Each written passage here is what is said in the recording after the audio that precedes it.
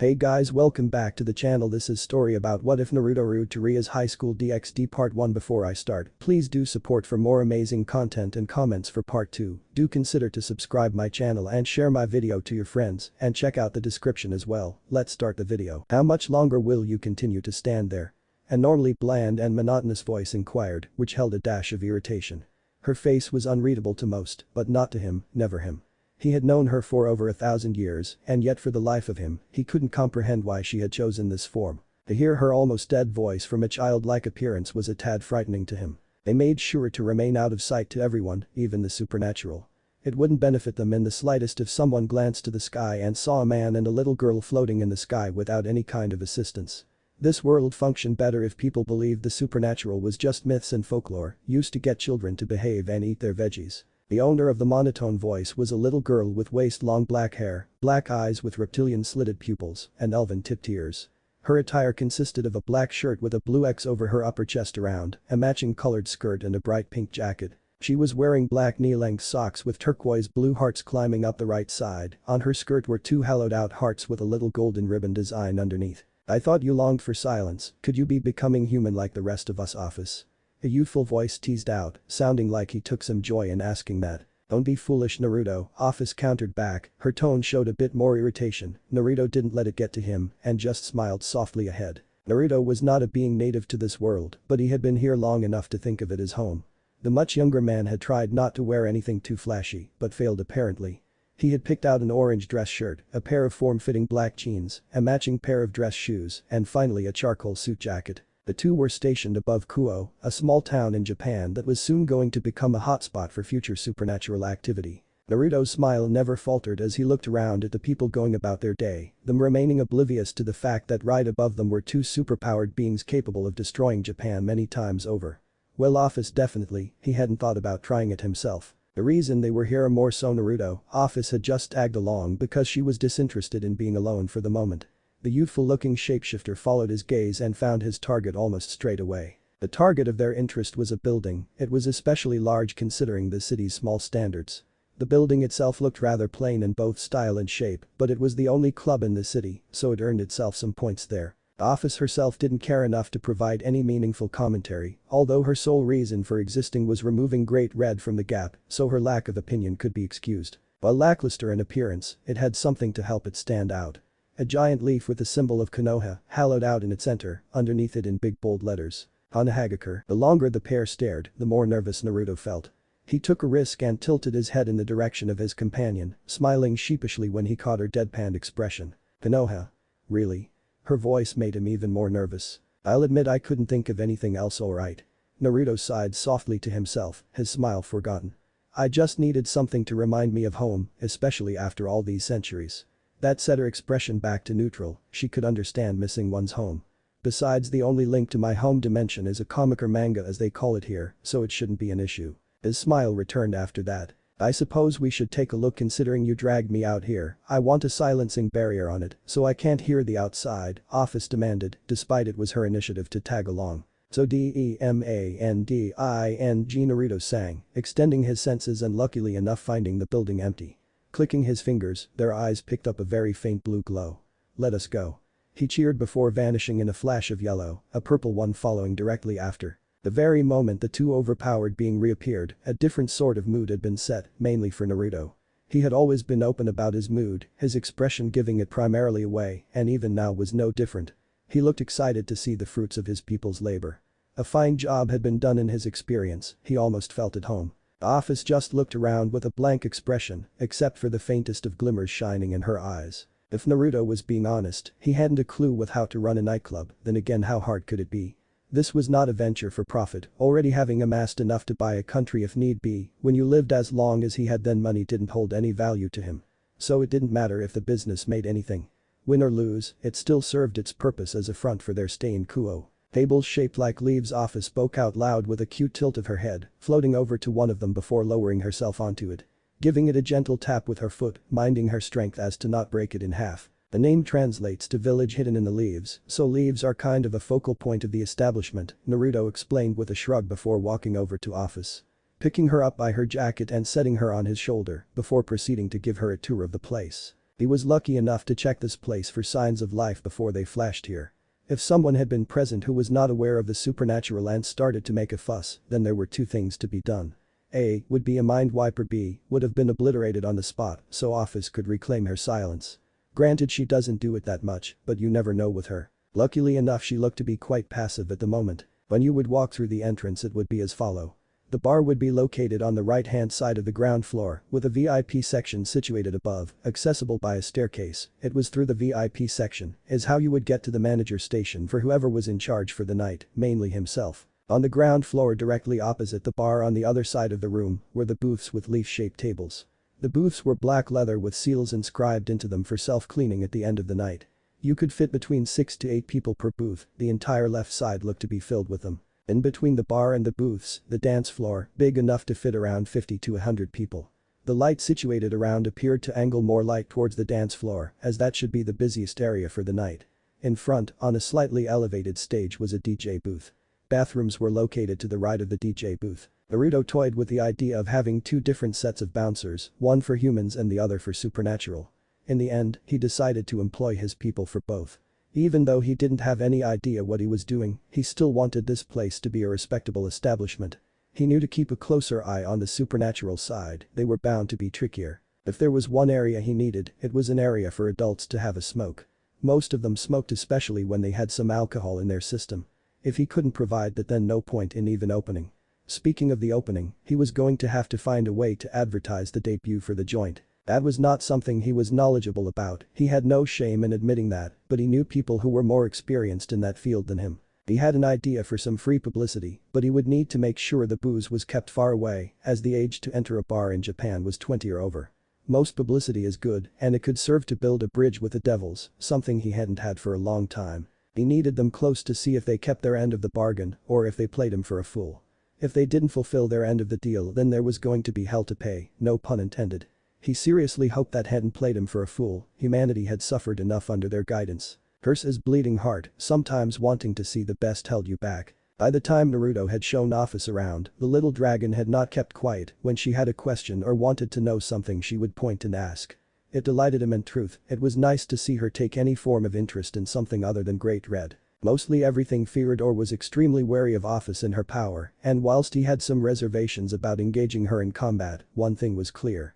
Office was naive, but it was that sort of innocence about her that made him want to protect her, cherish her, and how she could remain so innocent in this sinful world. Just as the tour was coming to its conclusion, another presence entered the premises.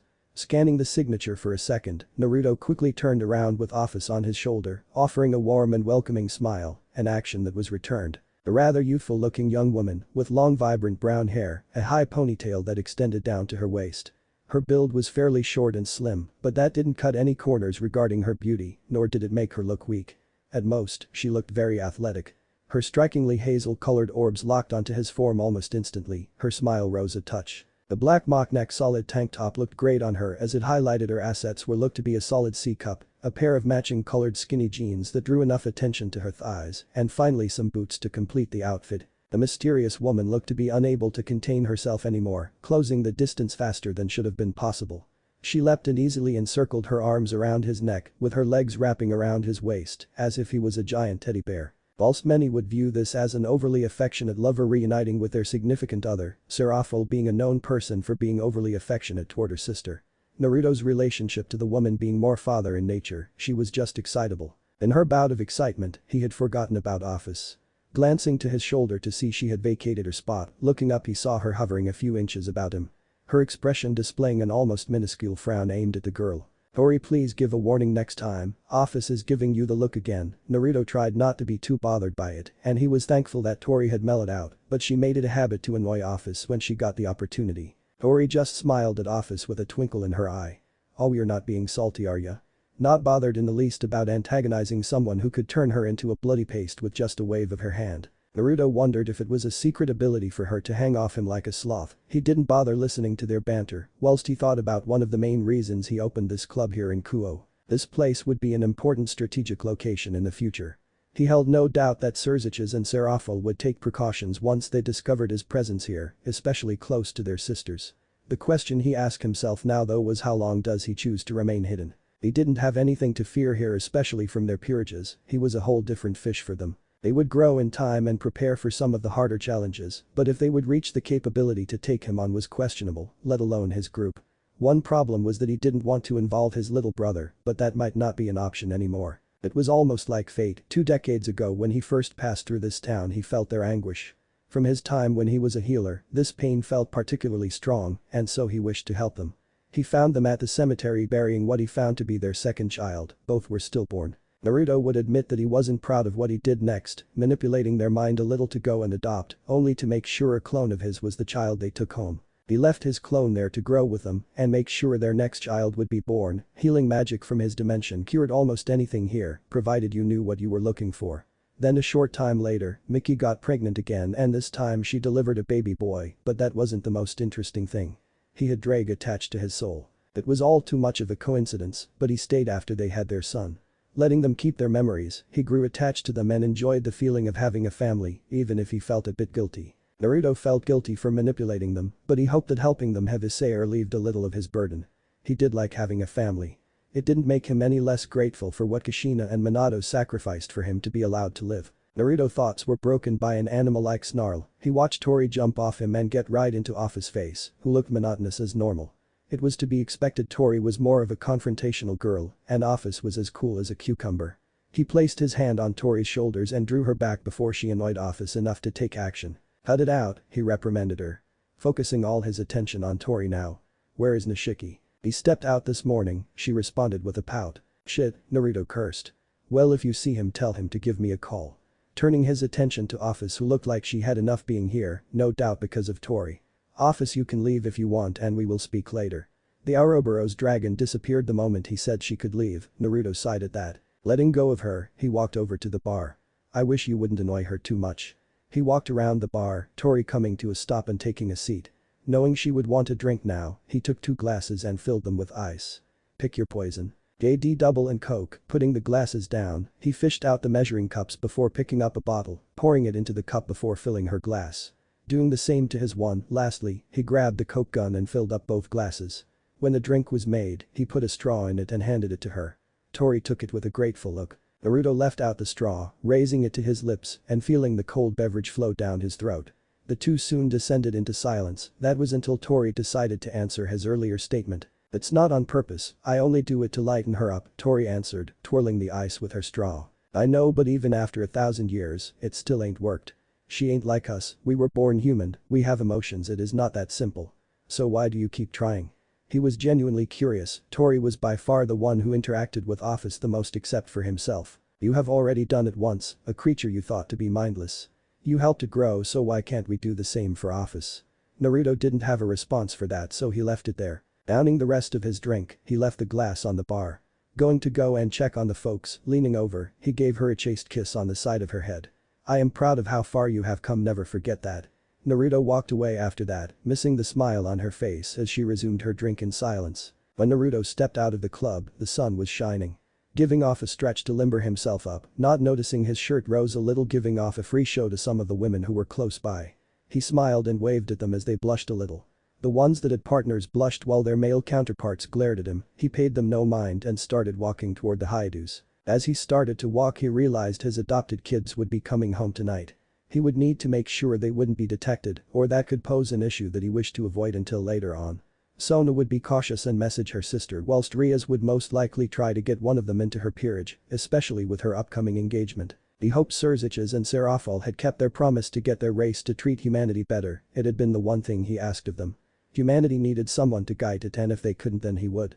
War would follow, and whilst the old version of him wouldn't be able to stomach it, the current him of today knew it was needed. Change without conflict was impossible, and if they wanted a show of force, then they would get one. The Haidu residence was small, but it gave off the feeling of a proper family home. That was how Naruto felt as he stood outside the gate staring at it. He briefly wondered if Kushina and Minato would have provided a home with this feeling had they lived. No point in spending any more time dallying. Opening the gate, he felt a smile creep on his features. Walking down the small pathway, when he got to the door he gave it a solid knock, and luckily enough he didn't have to wait long. The door swung open. Standing there was a typical middle-aged woman. Naruto hoped she would remember him. It was a silly thought, but he had been gone for a few years. The main thing that he had changed was his clothes, everything else pretty much looked the same. He might have grown a bit as well. "Can I help?" Why trailing off, her eyes widened. A good sign, he prayed it was. Naruto-kun. Yeah, she remembered him, her voice was shaky. Naruto smiled at her, giving her the confirmation she needed. Like with Tori, Mickey surged forward and hugged him in a more subdued manner. Easily catching her, wrapping her in a warm hug, their height difference was apparent now. Resting his cheek on her head, Naruto gave her a squeeze as both their eyes grew watery. The guilt he felt earlier on his journey over him returned with vengeance. He compared this reunion to the one he could have had with Kushina after his training trip with Jiraiya. The love of a mother was truly a powerful thing, and he wished he could have had time to experience it with his parents from his former dimension. But he wasn't afforded that option, hence why he basked in a mother's love now. Squeezing her again to show he missed her as well. "Honey, what's wrong?" Hearing the voice of his adopted father. Raising my head I shot him a smile. He still looked the same as he did before I left, same office attire, same glasses and a paper underneath his arm. The moment he spotted me, he dropped the paper and repeated Mickey's action. "Hi Dad," I smiled. The elder man flashed a grin at his adopted son. I saw his eyes growing misty but refrained from pointing it out. Male pride and shit. The moment was perfect, except for where was little bro? "Where's Issei?" I inquired. "He should be on his way home from school. You should have seen him when he got his acceptance letter to Kuo Academy," Mom said with a proud look. "We all knew Issei was perverted, so that must have been like early Christmas for him." Well, a pervert wasn't as bad as to what he could have become. "Enough of that though, let us go inside," Mickey quickly intervened, practically dragging Naruto into the house. Crossing through the threshold, Naruto instantly felt his years of absence wash away. The house still looked mostly the same, there were a few more pictures scattered around though. Taking off his shoes he put them down by the door. Walking through the house as his clone had done 1,000 times, he plopped down on the sofa. "Okay, now would come the what were you doing? How have you been?" Luckily enough he had a plan for all that. "I hope tea is alright," Mickey called out from the kitchen. "That sounds perfect," Naruto answered. Smiling again when he saw how chipper she was, an extra spring in her step. Remaining silent when she poured some of the tea and put it in front of him. Adding a little bit of sugar and giving it a quick stir. Naruto brought the piping hot cup to his lips, giving it a blow before having a sip. Now he might be biased, but that was heavenly and he had tea in heaven before. "Delicious, thank you. So how was it? Did you eat properly? Were you safe? Did you keep everything clean?" Mickey instantly fired out. Naruto chuckled as that was how it was when Kushina was explaining the man in the mask, or later turned out to be Obito. He knew that Mickey and Kushina would have been fast friends if they had the chance to meet. Naruto noticed Goru had returned as well, having changed from his work clothes into something more casual and comfortable. To answer everything, yes, I have been fairly well. I was lucky enough to win the lottery when I was moving around, so money was no issue. That was the fabricated story, easy enough to believe as some people don't like advertising their winnings, it makes them an easy target for criminals. "I opened a club here now," he threw that out there as well. "Like a nightclub?" Mickey inquired. "Yeah, mainly, I might have it open as a normal bar during the day. Not too sure yet, I did invest a pretty penny into it. Gives me something to do as I stick around for a little bit," Naruto informed much to the joy of his parents. "That is good to hear, anything else happened?" Mickey asked, taking a sip of her tea. "This might be interesting, but I met some people around the world and adopted a few." Mickey almost dropped her cup and Goru looked baffled. Naruto smiled, both at their reaction and some of his little one's antics. "Oh, my father experience ALREADY," Mickey sang before a mischievous glint entered her eyes. "Is there a woman on the scene?" Naruto smiled, showing his hand. He counted off each of them. "There were 4 boys and a girl. I offered to adopt her, but she turned me down, so I think she might have a crush on me. The boys wanted me to adopt them, they can all be a bit of a handful, but I love them as if they are my children." He didn't answer about any woman on the scene yet, but he knew a few had their eyes on him. "Very hands-on. Did they travel with you?" Goru asked, intervening for the first time in the conversation, excited at the prospect of grandchildren. "Yeah, they saw quite a bit of the world, they are all very close to one another and help each other, so there isn't much more I could ask of them." An idea sprung to mind. "You both should come over and meet them soon. I got to enroll them in Kuo Academy in the next few days. I decided it was time for them to put down roots and no time like the present." Mickey and Goru looked delighted at his other. Naruto knew how much they wanted grandchildren, and whilst his children might be grown up, there was still no reason they couldn't experience that joy. "Where is Issei? I thought he would have been home by now." Glancing up at the clock, Naruto was surprised to find it was nearly 5 o'clock. "Time flies," Mickey pointed out absent-mindedly. "Issei has been busy with this new club he joined." That instantly drew Naruto's interest. "Club?" "Yeah, the occult research club as he called it, that froze the blood in his veins." "Rias owned that." He would need to see Issei very soon, tomorrow at the earliest. Sorry, we know how happy he would have been to see you, Mickey apologized with a grim look, waving it off. Naruto smiled reassuringly, even if he didn't feel it. It's fine, I'll stop by his school tomorrow. I want to organize something for my club, so I was going to pop around there and see if I could get any volunteers. Naruto spoke out. It's fine honestly, but we will need to have dinner, all of us. I know my children are dying to meet their grandparents. Naruto got to his feet, his parents stood up with him and walked him to the door. Embracing them both one more time, he hugged his mother for a moment longer.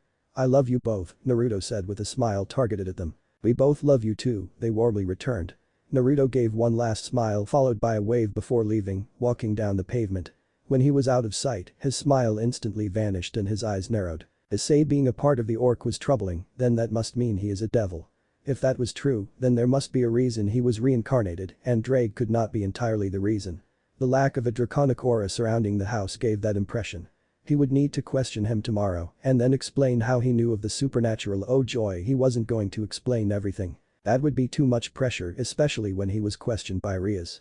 Best to give enough, but only that. He would put some protection on the house, make sure Mickey and Goro were safe. Only back a few hours and things were already getting spicy. He hoped things didn't go out of control too quickly, or else the Cows Brigade would become known sooner than he wanted. The office might be naive enough to believe her power would keep them compliant, but he knew otherwise. They would lie to her and she would believe them, only his group and the hero faction were loyal, and that was too mainly himself. Office truly only had him, he dreaded to imagine what it would be like without his intervention. His group worked tirelessly, setting up for the worst case scenario, and Naruto appreciated everything they gave because it came from them. Naruto stopped for a moment when he thought about the hero faction. He wasn't blind, even they had their darkness that couldn't be expunged. He tried and for the moment he had failed, but he guided it away from innocence, for the time being. A shiver ran down his spine when he thought about the chaos God's treasures could inflict. Naruto was truly lucky to have met them first. He didn't want to kill his children, and he would fight to keep them from falling too much into the darkness, but if it was a last resort, then he would do what he must. But enough of those self-deprecating thoughts out the way, he disappeared in a flash of gold, briefly illuminating the dark pathway. The moment Naruto reappeared, his face retaining a grim expression. Even though he had only been in Kuo for not even a day and yet already everything had soured. Oh, joy. The area, the former ninja, Flash 2 was a stark comparison to his current mood. The area was lush and gave off a serene feeling. Naruto could almost instantly feel his frustrations washing away. The place he'd come to was his home for the duration of his stay in Kuo. Whilst Naruto walked up the gravel pathway, he took a moment to soak in the landscape. His gardener took pride in her work, that much was obvious. All he saw was a bed of white. Crouching down, he remembered Faith looking at this particular flower. Chrysanthemum, the white variation. When he questioned her, she responded that a white one signified loyalty and devoted love, yellow represented neglected love or even sorrow. Everyone in their group contributed something, some were more physical orientated, some were more spiritually based, some technical. The point is that everyone brought something to the table. The garden looked tended to today, it looked all neat and presentable. Naruto picked up on a faint aroma in the air this evening, something calming. Feeling its effects, this was Faith's work at hand, but instead of complaining, he allowed it to relax him further. That is when he saw the house, well, the mansion would be a more fitting label for it. With the current size of their group in mind, it had made sense to invest a bit more in its design. He tried to keep it from being too ostentatious, he liked to think he succeeded there. That didn't mean it didn't hold any aesthetic value. The building standing tall at just over 3 stories and quite wide, being more rectangular. The front of the mansion held the most sets of windows to allow the morning gaze to shine through. The side and the back were fairly vacant of such a thing, preferably darker. There was a roof garden for anyone wishing to relax or sunbathe up there or do it by the pool. Naruto tried to get a little something for everyone to enjoy, but when people varied so much in both hobbies and other tastes, it got to be a little ridiculous. Aesthetic value didn't matter much to Naruto on a personal level, he would choose practical value anytime. That is why he kept the house as simple as he could, bright, big enough and practical. The real treasures lied inside. Oh well, moving on. Reaching the mouth of the walkway, feeling a significant amount calmer than when he first appeared here. Walking up to the door, Naruto wrapped his hand around the handle for a moment before opening it. He wished he could thank his godfather, Fuinjutsu made everything easier, if only you had the imagination. A specialized seal had been placed on the handle, everyone who lived here had their genetic coding placed on it, so the security measure wouldn't trigger. Soon as his foot crossed the threshold, the light flickered and came to life. The ground floor was the most basic, the kitchen station to the right, a few different bathrooms scattered around, and both a lounge and a sitting room. When people were present they would normally stay in their little bubbles, some were more social than others. The second floor was mainly guest rooms, and the third floor was where everyone had their own assigned rooms, no matter if they stayed in them or not. None of them wanted to share, so they each had the luxury of a room for themselves. Sparing a speedy glance at the clock, Naruto knew his children were expected to arrive soon. Despite that, he knew better than to hold his breath, especially during their teenage phase. Making his way to the kitchen, eager to have something tasty and soothing prepared for when they arrived. At that moment, he felt a terrifying signature, instead of showing fear. Naruto's form remained perfectly relaxed, and he smiled before turning around to greet one of the first to join his group and by far one of his biggest powerhouses. A man of tall stature, fair-skinned, was standing in front of Naruto, his height extended a little over Naruto's own. Blackish eyes with roughly shoulder-length wavy grayish-white hair. He had a short mustache and a lengthy, mildly thin beard that fell to his upper torso. Now as for the clothes, he wore a long white and purple robe, consisting of two major pieces. A long garment that descended far past his knees, with a tattered bottom edge, and intricately designed linings were on the end of his sleeves, including a line of dark lozenges, and a shorter, more billowing garment laid above it, only over his chest area. His longer garb was kept tied together with a thin light girdle made of a rope-like material. A dark-colored cape is additionally above both parts of his robe, jutting out in sharp, more elongated lozenge-shaped spikes around the back of his head. The Uzumaki clan symbol was proudly emblazoned on it, replacing the Alvarez Empire that used to reside there. It was kept in place by a long, much less wide cloth tied around it and his neck, which was held by a spherical dark clip. He had forgotten his dark ring on his right middle finger, but he had his signature staff recreated, a thin piece of wood with a purple oval-shaped crystal at its peak. Finally, to finish off his outfit, a set of dark high boots. Here stood August Dragneel, son of Zareth Dragneel and Mavis Vermilion. I could feel your energy signature fluctuating from the moment you appeared. What is troubling you, Naruto-sama? August inquired in a grandfatherly tone. Despite having calmed a bit, he explained the events of the day. From his time spent with office to leaving his parents' home. I see, August responded as he stroked his beard. I know it's stupid, but I knew that I should have put surveillance here or someone at the very least. Naruto lamented over his poor decision, massaging the bridge of his nose with his hand. I grew overconfident, and the lack of any talk regarding the Red Dragon Emperor only made it worse. I figured everything was fine. I bet you this has something to do with Rias. I heard that Layla's brat was pushing for their engagement to be moved forward. Naruto theorized as both he and August walked into the kitchen. Naruto taking a seat at the counter while August stood on the opposite side. Instead of replying, August retrieved a glass and poured some cold water into it. Tapping the ground gently with his staff, a few ice cubes appeared in it. Turning back toward Naruto, he placed the glass down within reach. Naruto shot him a grateful smile, taking it in hand, emptying a third of it before putting it down. He took a moment to contemplate his next move. If Issei had been reincarnated into a devil, Rias must have seduced him or allowed him to be killed. If the latter proven to be true, then that wouldn't help his feelings regarding her faction. August? Naruto asked, breaking the silence in the room. Yes, Naruto-sama. The aged wizard dutifully responded. If I took a stand against the corruption of the supernatural world, would you still stand by me? Naruto asked. Everyone involved in his group had become something of a surrogate family to him, standing tall beside him through thick and thin. Even after this, he still had a little voice in the back of his mind, saying how there was a limit to what could be asked. August had been a steadfast supporter to both him and everyone else. Naruto valued his opinion above most. He needed to hear what the wizard would say. If only to confirm he would be traveling the right path. August could feel this would be a turning point for his leader. He knew that true change, especially in this world, would take a lot of blood to be shed. Innocents would be involved by either them or their enemies. He had not been afraid to shed a little blood when he helped form his father's empire. He could still picture that day so long ago, passing through the dark, all cold and alone, until he felt them, two creatures of immense power. Naruto floated before him with office, seeking his help for a better tomorrow. If they were able to pass through the nothingness, then they could have easily forced his loyalty and servitude, but they hadn't. Naruto had only asked for one thing, to be unprejudiced and look with an open mind and not let his past dictate his decision. It hadn't taken long to see who he was. Naruto treasured humanity more than anything. He loved everyone. He tended to the elderly, played with the children, gave an ear to anyone who needed it. He took on the mantle of humanity's guardian to protect their future and continue their survival. He followed Zareth, even with his curse, even if his father never knew he had a son. Naruto had never tried to be a father figure to him, but Naruto did fill the role of a son, needing guidance in difficult times. Back when they first met, Naruto had never taken a life, being that dedicated to the preservation of life. Everyone had only heard tales of rumors of Naruto's time during the Great War that had taken place before their group assembled. It was the devil's civil war that had him clenching his staff tight enough for it to creak under the pressure. Something terrible must have happened because the light in his leader had dimmed and he was willing to take a life when he returned to them. August had known only two people who could have such knowledge. Irene or Office. Both would never tell a soul, Office is obvious, Naruto being her first friend. Irene was surprising though, that is a whole different thing though. If there was something August knew for sure, there was a darkness that had been born in his leader from the Civil War. He prayed they would never have to experience a traitor in their group, he feared for Naruto's psyche. Adopting his children had been helpful with keeping that darkness at bay, but they had their own to keep in check. There was something seriously wrong with this world. It just kept piling and piling, issue after issue, and Naruto shouldered it all. So yeah, despite everything that would and could happen, August believed Naruto was worth following. Steeling himself, he prepared to give his answer. Looking the blonde dead in the eye. I swear here and now that I will stand by you, so would the entirety of the Regeneratorum, but now is not the best time to take a stand against them.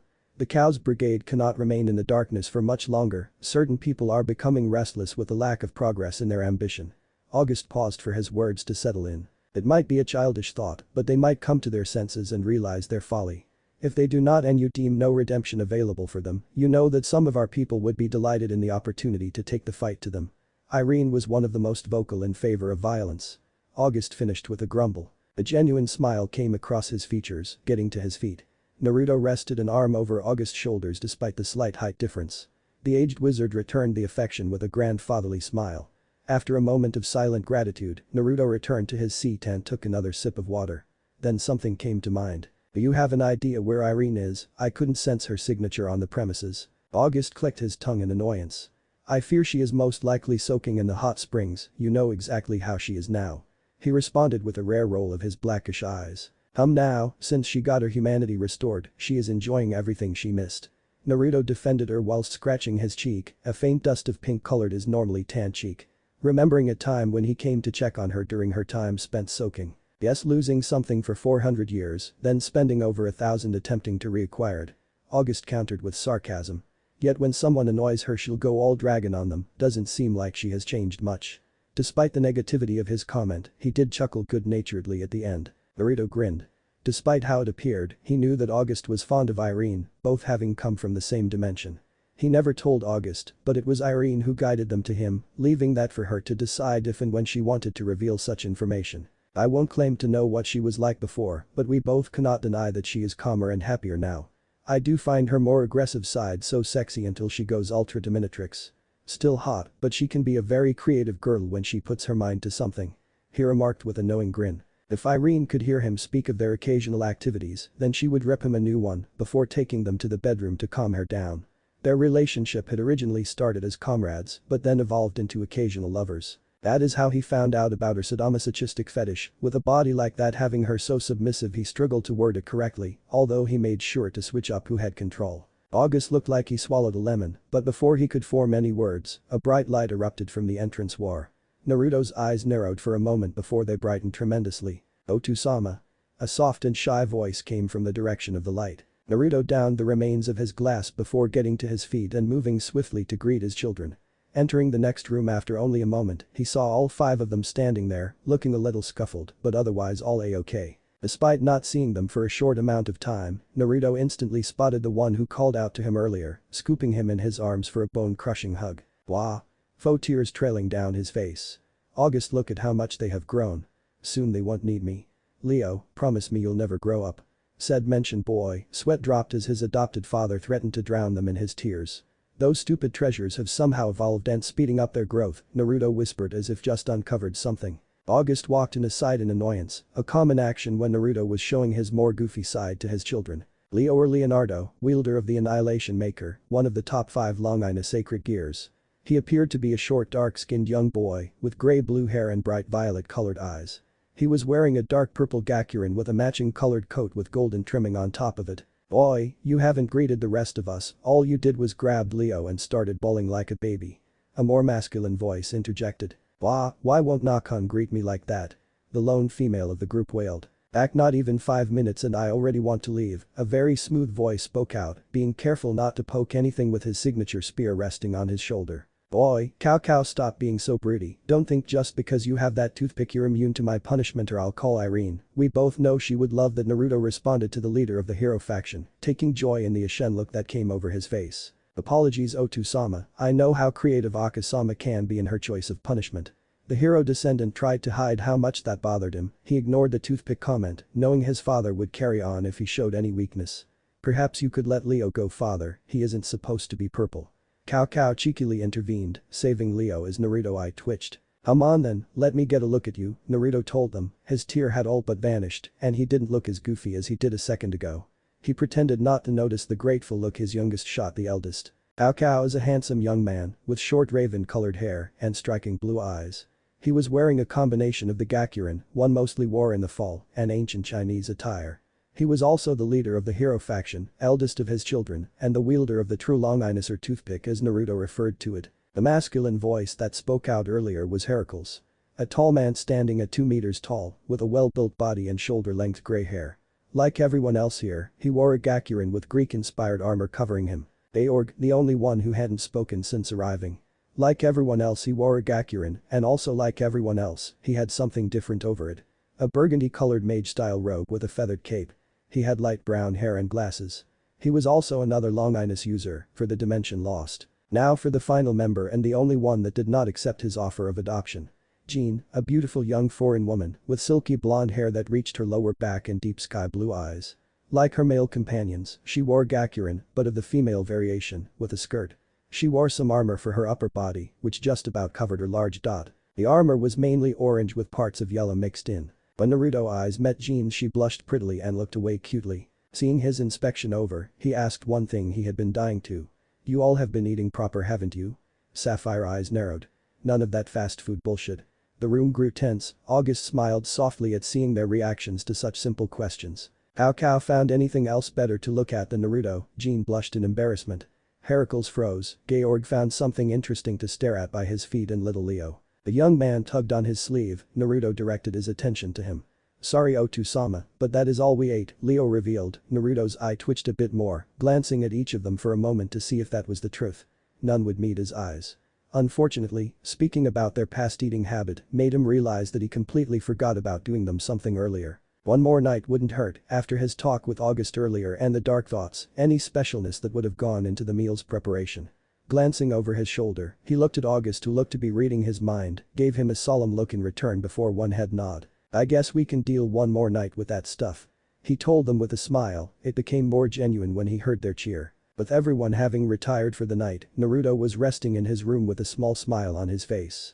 If you were to look out the window, you could see a blanket of darkness, except for the faint glow of Kuo in the background. Truthfully, he had desired more time with his children, but Cow being the leader and eldest brother, desired for them to get some rest, and Naruto didn't have the heart to refuse it. So after agreeing for another night of that ridiculous food, August and Georg being the most experienced in magic, made a quick teleportation circle and disappeared for a short while. When they returned, everyone got their meal and watched a little bit of some drama bullshit before heading to bed. Naruto glanced at Jean being a touch more restless and assumed he would be getting a visit from her tonight. Naruto knew that he had been a pillar for Jean, something for her to cling to. Cow and Georg had recruited most of the members for the hero faction, but a few had been recruited by himself. Her being one of them. Naruto had been in the area when he detected such despair and anguish that he couldn't turn away from it, rushing in the direction of such powerful negative emotion. When he came upon the scene, his vision went and he saw only red before he felt such raw fury. Diodora Astaroth, a young-looking devil who had a fetish for anything holy. Only he took it a step too far and decided to break them, dropping them into a pit of despair. What was worse, Ajuka knew about his little brother's fascination and did nothing. Swallowing down the bile at those thoughts. Jean had been tortured, hanging from a makeshift cross, held up with magic, but Diodora had been sloppy, felt they were secured, without interruption. He was wrong, dead wrong. The second he made himself known, Diodora had summoned his peerage. Naruto cared little and tore them apart, he ripped them to shreds, leaving bits here and there before finally reaching the little bastard. Then with a solid yank, he ripped off his left arm and left him to bleed out on the floor, surrounded by his scattered peerage. He should have made sure and killed him then and there, but he had been more focused on Jean. Destroying the binds that bound her, he cradled her in his arms as he healed her the best he could. Seeing a flash of light from behind him, when he turned his head around he saw Diodora had been teleported away. He guessed by someone else because he left his arm behind. When he was left alone with the girl, healing her as best he could. He did pass a glance around at the corpses, he didn't feel pity at that moment, but after he learned the truth of Diodora's fascination with holy things. He did give a silent apology to them. Leaving that sick area, he brought Jean somewhere he knew she would be safe. His healing had definitely raised her chances of survival, but he felt worried for her mental state. When she recovered enough to wake up, she was panic-stricken. Naruto gave her the space she needed, whilst doing his best to calm her. After she was comfortable enough, she confided in him the full story. Diodora was too arrogant and disclosed everything he was going to do to her, and everything he did to every member that served him and his peerage. Naruto swore right then and there that he would finish him off for definite the next time he saw him. Though to his surprise, Jean told him that she would be the one to put down the filthy devil, even going as far as to swear herself to him. He accepted her request, but denied her swearing herself to him. That only served to draw her closer to him.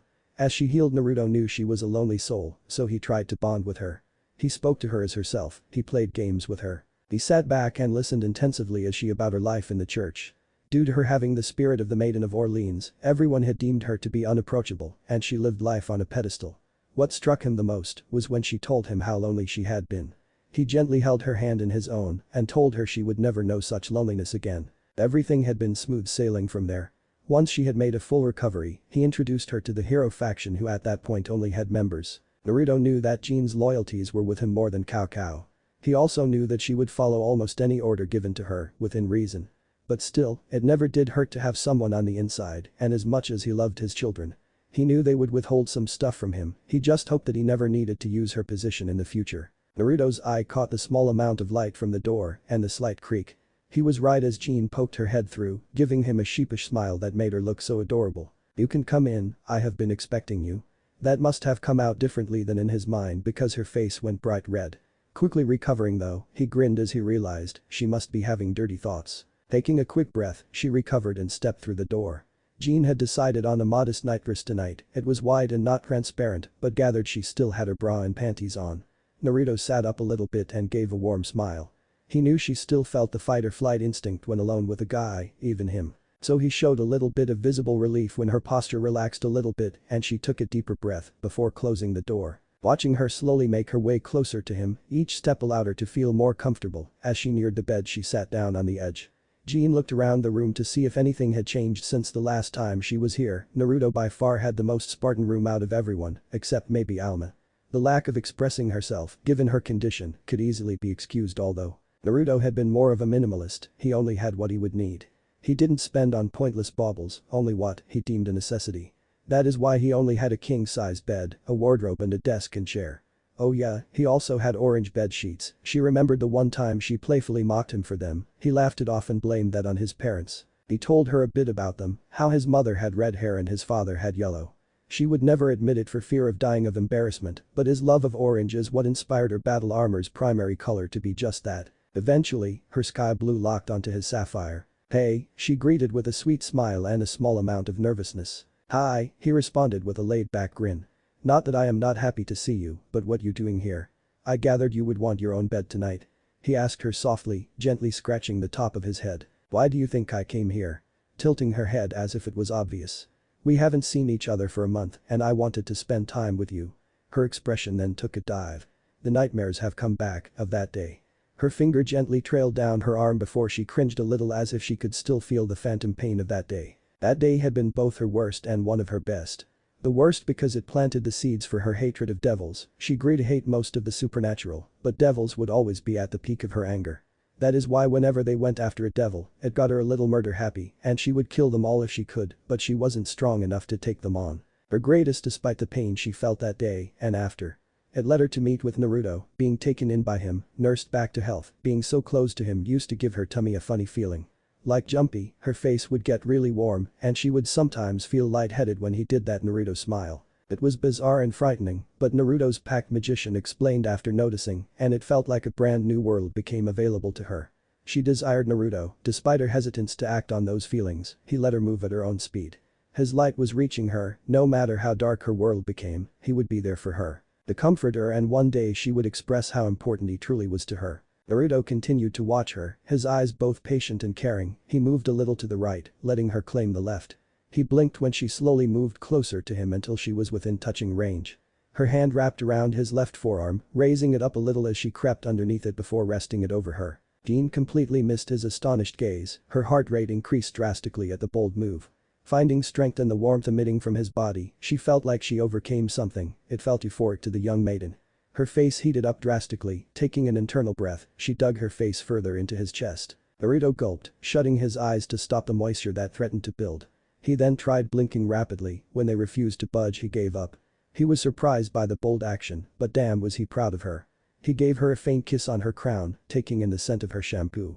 He didn't do anything else and just held her close to him. It then became quiet between the two, Jean's face was still Nova, but returning to her usual color.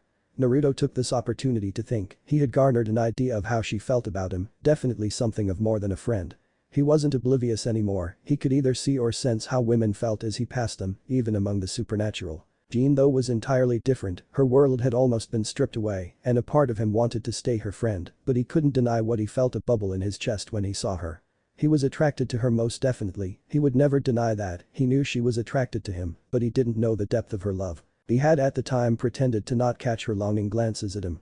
After her experience with Diodora, she shied away from intimacy. That is why he was so shocked by her bold move and why he gave her a kiss to show her that he was proud of her without voicing it. When he first met her and healed her. He tried to fill the role of a surrogate father, but she made it clear she didn't need that. She desired someone to stand by her, whom she could trust with her entirety, someone who could lift her when she fell or carry her if needed. He wanted to be that for her, but he would be patient and allow her to decide on the speed of furthering their relationship. Basically, he let her decide it between them, giving her as much time as she needed. A storm was coming, he could feel it. Unknowingly he hugged her a bit closer, her eyes flickered for a moment before closing, a peaceful expression on her face. The dimension traveler decided it was time to discuss his fear about Issei now, he couldn't risk Jean finding out on her own. He breathed in deep through his nose, before exhaling softly. "Jean?" he asked tentatively. The drifting blonde replied. "I fear Issei might have become a devil," Naruto admitted and regretted it instantly. Her eyes snapped open, her body grew tense and started to shake slightly. Naruto channeled more chakra to his body, giving off a feeling of safety and security.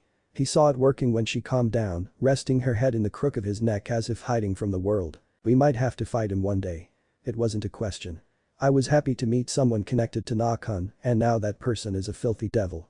Her last word was like acid, and even Naruto mentally recoiled at the hate in it. Issei was showing signs of heavy perversion before I left, Oden gave a speech about, I managed to avoid him detecting me here. Naruto was lucky to dodge the leader of the Norse pantheon, not out of fear. Even if the old man threw everything he had at him, he would still triumph in the end. Oden did have more experience, whilst he had raw power and experience with his equipment. That means either he was seduced or killed and reincarnated. Narrowing his eyes, his expression darkening. "I know they will use him against us, and with the boosted gear he could be a threat. I will fight him if I must, but only last resort." Jean didn't respond for a moment, bringing her head out and giving him a meaningful look. "You really are committed to this? It is a last resort. I asked August earlier if he would stand by me if it does come to taking a stand against them." His eyes flickered, sleep was getting ready to claim him. "Jean, I know how much you hate them, but if some do come to our side, I need to know that I can trust you to not slaughter them on sight." He looked her in the eye. "As long as they are not like him, I won't aim to cut their throats." Her words came out in a hiss. "I will tolerate their continued existence, but I will never be their friend." "I gather you have some people in mind." She felt his nod, she sighed. "I see. Not everyone is a villain, some have been abused as much as humanity. I seek those who would benefit humanity. We have my group and the hero faction. There are some who will help humanity, those who would stand against us must be crushed. I am tired of seeing people die by those of nobility, who would then hide behind their titles. They need to know someone is out there who will do something about them. You won't be alone if you decide to take that course of action. Then we will follow you." Jean said before doing her last bold move of the night, a faint kiss on his chest. "I am going to sleep, so shush, night Nakan." Jean closed her eyes as sleep came for her. "Good night, Jean-chan," Naruto replied mentally, closing his eyes, and within minutes it was his turn to be claimed by sleep. Naruto hoped he wouldn't be in trouble when he got home. He left Jean to get some more rest while he went to reunite with his brother. He did mean what he told her last night, he would fight him if it came to it, no matter how much it would pain him, but he needed to know the truth first. One thing he definitely did was create a clone to switch places with him. He didn't want Jean to think he had left her after the progress she made last night. Guo Academy definitely didn't take him too long to find. It was too visible, although it did perfectly play the role of a prestigious institution and being a front for both Rias and Sona's duration in the human world. Naruto made a mental note to have Donna spy on those two. He needed to start taking more of an active role in the supernatural world. Brushing that thought aside for the moment, he contemplated changing his current outfit. Either the female population were starved of male attention, or he was drop-dead gorgeous. Either way, it was starting to grate his nerves. Thank Yahweh that Jean was not present, or she would have had her steak victim dragoon on them by now. He did smile fondly at the thought. His eyes narrowed when he detected traces of demonic energy in the nearby vicinity. If they were close to him or had him in their sight, they must be exercising caution. Smart move. He finally saw who he had been waiting for, Issei Haidu. Looking exactly like their father, only a more youthful version. He wore the standard Kuo uniform with a red shirt underneath his jacket. Naruto smiled a little when he saw him, but noted how he stopped and froze, seeing a look of pure terror on his face. He hummed to himself before making his presence known. Yo, Atato-kun, Naruto called out as the world seemed to freeze. The female population instantly looked between them rapidly, back and forth, as if trying to comprehend how they were related. Naruto didn't let their stares bother him, pushing himself off the wall, he walked over to his brother with a cheerful grin. Wrapping an arm over his shoulder, the girls around them began to gossip. No one noticed, but Naruto's grin faltered for a split second and turned false. He could detect demonic energy emanating from Issei. Okay, now he had mentally prepared for this conclusion, but to actually feel it was different. Basically, this situation pissed him off greatly. His grip tightened. I can see a great deal has changed, brother, Naruto whispered to Issei, low enough for only him to hear. I can feel you are a devil, now who is your master? Naruto asked with an ugly expression taking hold of his face. Issei desperately wanted to respond, but shock and fear had overcome him. Mother and father had been so joyful yesterday, saying Naruto had come home. He would have loved to greet him, but the incident with that psycho priest had come up and seeing Asia again with such a fiend. He wanted to show his brother the world of Oppai, and yet when he heard Naruto greet him, his devil instincts started going haywire. As if a threat had presented itself, but it was only his brother. Then when he asked about his master, the perverted young male's mind instantly went to Rias, and the expression his brother was making was starting to frighten him. Only one thing was worse. Naruto knew about the supernatural. Seeing that look, the intensity of his gaze had sent a chill down his spine, and not the good kind, even almost dying to Freed never caused this much fear. He felt so small. Despite being small, he found his voice. Rias G. Gremory, he stuttered out. Finally getting a name, Naruto's expression shifted to a more gentle one. Patting his brother on the shoulder softly. I know you are confused and have a lot to ask, I will answer them later. But first, I need to speak to your master about something. Naruto replied before letting go of his brother, turning around as he walked through the threshold of the academy. Feeling the gaze of everyone on him, not just the students. Although they stared at him as if he were a piece of meat to be devoured, shaking his head in annoyance. He shut his eyes and honed in on Ria's signature, or what he felt close to it from what he gathered from Issei. It did not even take a second for him to lock onto her, not even bothering to suppress it. Arrogant, let us have a look. Naruto walked in a calm manner in the direction of the signature. A new unforeseen piece of information had come to light and it could potentially be most troubling. Rias sat in the old school building, her queen and best friend Akeno arriving shortly after her, her knight Kiba and Rook Kaneko were in their first class of the day. Normally she and Akeno would be in their own, but she asked Sona if they could be excused as they pondered this new source of information. A few days ago, Rias had reincarnated Issei Haidu, whom she believed to be holding a dragon-styled sacred gear, but not quite sure which one he possessed. When she told him about the supernatural, wanting to see what he held, but to her slight disappointment, it seemed to be twice critical. Last night when he filled in for Kaneko with a client, he ran into a Rouge exorcist and his connection to a nun. He let it slip about a most troubling piece of information. He had an elder brother. Normally this would have been easy to manage, except there was something not right about him.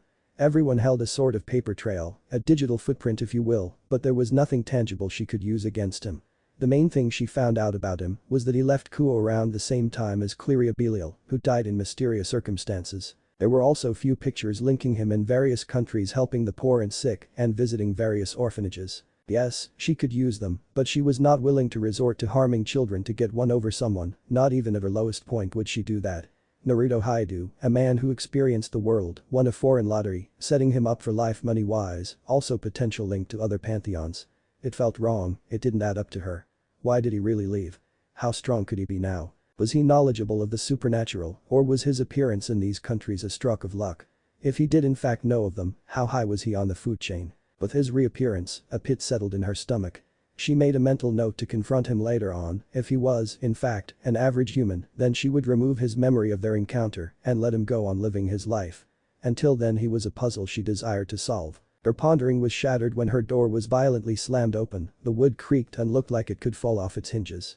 Much to their surprise, as they didn't feel anyone approaching the clubhouse and couldn't sense him as a man walked right into the room. Rias quickly regained her composure and put on her best smile as she caught sight of the man who entered her den in a very British manner.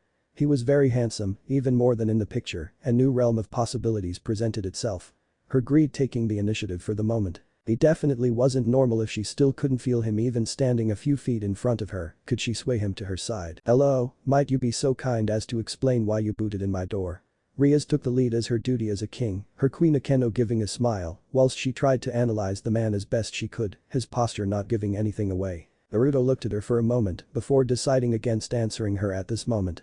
Walking a bit further in, he sat on the sofa and wiggled around a little until he got comfortable. Then he gave her a haughty smirk. "Well, my hand wouldn't budge, so naturally my foot had to suffice." He glanced over his shoulder at the door before returning to her. "As you can see, it did the job." Naruto internally felt ill, but he chose to play the arrogant hombre for the time being. "So you gotta be the master of my baby, bro. Gotta say, except looking like Surzich's, you don't emit the same presence as he does." That got both their attention, Rias deciding to let the issue about the door slide for now. Rias looked him upon and down in an arrogant manner, as if she believed herself to be superior to him. Naruto's eye twitched at the blatant display. That sort of arrogance could get you killed one day. He idly wondered though if he was quick with his shit, could he make it back home to cuddle with Jean, providing she was still in bed. "I am guessing you to be a elder brother?" Rias asked. Naruto wondered if she ignored what he said to piss him off. Yeah, she probably did actually. Wanting to be a good sport, Naruto smirked, let her believe she can control this dance. "So you're aware of our world?" It wasn't a question. "And I guess me mentioning master was just a kink. Course I am aware of the supernatural. I have met many people from our world, some I've despised and those I despise I put down. Granted, I have developed an awfully low tolerance for those who like to treat humanity as if it was a toy." The smile he sent her way had the pit in her stomach growing larger. "Like for example letting an innocent die and forcing them into servitude, you know what I mean, Rias. Do you mind if I call you Rias? I feel like we know each other enough now." The heiress was losing control of this situation, her confidence was dimming. She only knew about him for a day, but he knew more than he should about her. He knew her brother and most likely her family. He must have gathered she let his brother die to add him to her peerage, his baiting pointed in that direction. He was acting familiar with her, and what made it worse was she couldn't attack him. It sounded like he knew her brother personally, so he must be more than she believed he to be. Attacking him now had a high chance of backfiring on her. Issei, her beloved pawn, could turn on her as a result of her actions. She only wanted a quiet morning. Rias, being so familiar with such a virile young man Akeno could, acknowledging the fact that her king needed time to gather herself. The hybrid could see how this man had forced her on the back burner with just a few placed sentences and a few stares. Regretting her decision when Naruto's sight was directed at her for a moment and she swore his otherwise blue eyes flashed gold for a second. Her face blazed as she felt the sudden need to be submissive to him. "I thought I recognized you, your part fallen," Naruto stated bluntly, showing a lack of care as her expression soured. Clicking his fingers as if trying to remember something. "Sure, know you're her daughter Akeno." Her eyes widened as she heard her mother's name from his mouth. "Damn, you're the spitting image of her. I was sorry to hear of what happened to her." Since he first entered the room, Akeno saw a genuine remorseful expression from him. How did you know my mother? Who on earth are you?" Rias too was shocked, nothing was making sense, and Naruto only created more questions than answers. Akeno bit her bottom lip, her desire of wanting to know his connection to her mother overshadowed the mention of her dirty blood. Naruto schooled his features in an instant. "I am Naruto Haidu, a concerned elder brother, and I have met many people." Shifting his attention back to Rias, getting right to the point. "So you either killed my brother or you let him die. I am guessing it is to help with your engagement." He no longer wished to play around anymore, he had given her enough of his precious time. "No, course not. I simply stepped in and revived him.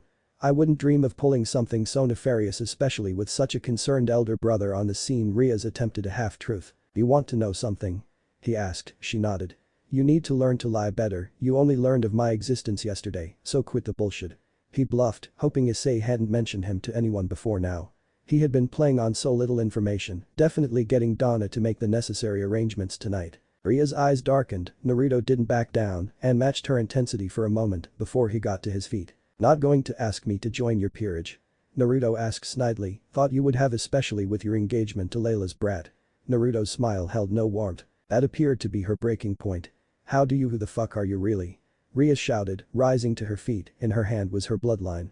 It went as planned, Naruto knew he had her now.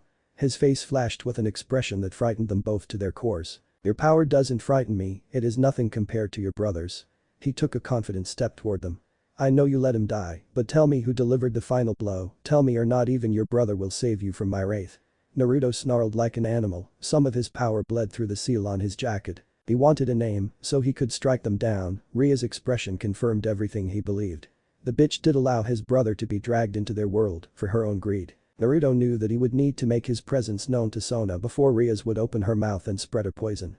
He wondered if she would be a disappointment like Rias. He prayed that she wasn't. When he closed his eyes he could still picture them all on the battlefield, covered in so much blood and ash. It was the fallen, Akeno answered, her normally sensual expression washed away as Ina Shenlook took control. Reigning in his power, his expression lightened as he blessed the hybrid with a different look now. Do you know where they are? Tell me and I'll leave. Naruto implored in a softer tone of voice. The abandoned church, Akeno whispered easily. The young man was much easier to talk to when his overbearing power wasn't pressing down on them. Naruto gave her a more gentlemanly smile, dipping his head slightly before turning around and preparing to leave. You didn't answer me, Rias hissed, her power of destruction roaring to life. Akeno looked disappointed that her friend didn't take the easy option, but held her tongue this time. You know it is only because of Akeno answering my question in a civil manner that I didn't brutally torture you and then dispose of your body. He said it in such a casual manner that they had to take his word for it. I don't have to answer you for Jack, your brother can't even command me, but if you wish to know more then ask him about me or even Graphia. Something different entered his tone as he mentioned her name. I am positive they will be more than happy to speak about me if you ask, but let me give you some free advice. Glancing over his shoulder, locking eyes with her. Her expression widened, his eyes were a blazing gold with a slit down the middle. Train, and train quickly. If you want your freedom, you got to fight for it and not take the easy route, also be a better person or you might find someone will get annoyed with your continued existence. Not bothering anymore, he tucked his hands into his pockets and walked to the door. When he was out of sight, Rias slumped into her chair and her head fell onto the desk. Her only and most simple desire now was to crawl in bed and watch anime and forget about all this, also throw in some ice cream sounded so good right about now. A moment later her latest servant entered the room, her desire would need to be put on hold for the time being. Rias needed some information, anything she could get from Issei would be as valuable as gold, with a sweet smile she gestured him to come closer. Issei-kun, we need to talk, her tone was too sweet. The future harem king started to sweat profusely as he walked closer. Akeno recovered herself, putting her hand in front of her mouth with a quick ara she watched with sadistic glee as Issei answered everything he could under Butchu's intense stare. Naruto rushed out of there, cloaking his signature again, and disappeared into one of the trees away from prying eyes. He was not happy at all, and realized that he should have stayed in bed with Jean. Rias let Issei be killed so she could get a hold of him and indirectly the boosted gear. Those slutty crows were here and now it was time to exterminate them, he might bring Tori and Jean to assist him. Then his eyes lit up, he knew exactly who to bring. He didn't need people to know of his connection to Tori yet and the person he had in mind had yet to have a daily presence in Kuo yet. Jean's role would be a vital one, if he could convince her to go along with it, this might cost him. The main reason he wanted to bring someone wasn't because of fear, oh god no. He only wanted the fallen who delivered the final blow, everyone else was fair game. Maybe it was time to reassemble everyone, get the band back together. A few of his people were scattered around the globe. And with August saying the Cows Brigade would come to light, maybe it was time for a grand reunion of sorts. August's wisdom had rarely proven to be inaccurate. Another thing to add to his to-do list was finding Nishiki, that guy was probably between another woman's legs again. He'll make a plan for tonight, first off he must meet Sona and judge if she'll prove to be a disappointment as well. Using an old move from his previous world, his appearance shifted until he looked like the students of Kuo Academy. Making it easier to move around the grounds, he moved into the main building, asking a random girl where he could find Sona. He kept his voice polite and with a carefree smile that had the human putty in his hands. People were too trusting here, no wonder the supernatural world could prey on them easily. The girl with her cute blush gave him directions and off he was. He quickly found himself outside the student council room, he gave a knock and waited to enter. He didn't have to wait too long to be ushered in. When he entered the room, he imprinted the difference in demonic energy of both Rias and Sona and their peerage members. The king herself greeted him first, her face as stoic as her mother's last time he saw her. Hello, how might I help you? The disguised former ninja smiled pleasantly at her, his eyes gave a quick scan of the room. All females and one male, he gathered this must be her full peerage, her queen stationed the closest, much like how Akeno had been for Rias. Yes, I was hoping I could possibly have a moment of your time, might I please take a seat? Sona smiled slightly, gesturing with her hand to the seat directly across the table from her. He noticed that Sona sat on the opposite side to him, her queen next to her, but the rest of her peerage sat on separate work tables around them, ready to defend their king at a moment's notice. He could see Sona had more intelligence than Rias, and if he was a lesser being, then he might be nervous. Naruto took the seat with a smile, his posture excluding certain confidence. He sat down and crossed one leg over the other. Most of the other devils were continuing their work as if he wasn't there, except for the male who gave him a dirty look, not that Naruto cared enough to acknowledge it physically. "What is it you wish to discuss?" Sona asked curiously. "I wanted to know which fallen angel killed Issei Haidu." The blunt approach was taken again, let us see how they react. The room grew tenser at his question, and no one reacted in a violent manner. Naruto's eyes stayed on Sona's, hers widened a fraction whilst his sharpened. "Might I ask why you would care for a member of the perverted trio?" Sona asked after a moment, her wits regathered and her expression was frosty. Naruto noted Sona taking a different approach than Rias, not denying or trying to lie to his face, which earned her a chance. "You could say I am a concerned citizen," Naruto lied with a straight face. "Issei is very dear to me, and to see him reincarnated after being allowed to die really gets on my nerves." Before Sona could counter him, the lone male of her group stood to his feet, tired of his apparent disrespect in his mind. "You are speaking to the heiress of the Citri clan, show some more respect." He barked like a dog. Naruto turned his attention to him physically for the first time. He could see the arrogance leak from this boy, but what made it worse, he could also see how green this guy was to devilhood. "Normally, I would respond in a calmer tone, but I have had a very bad morning.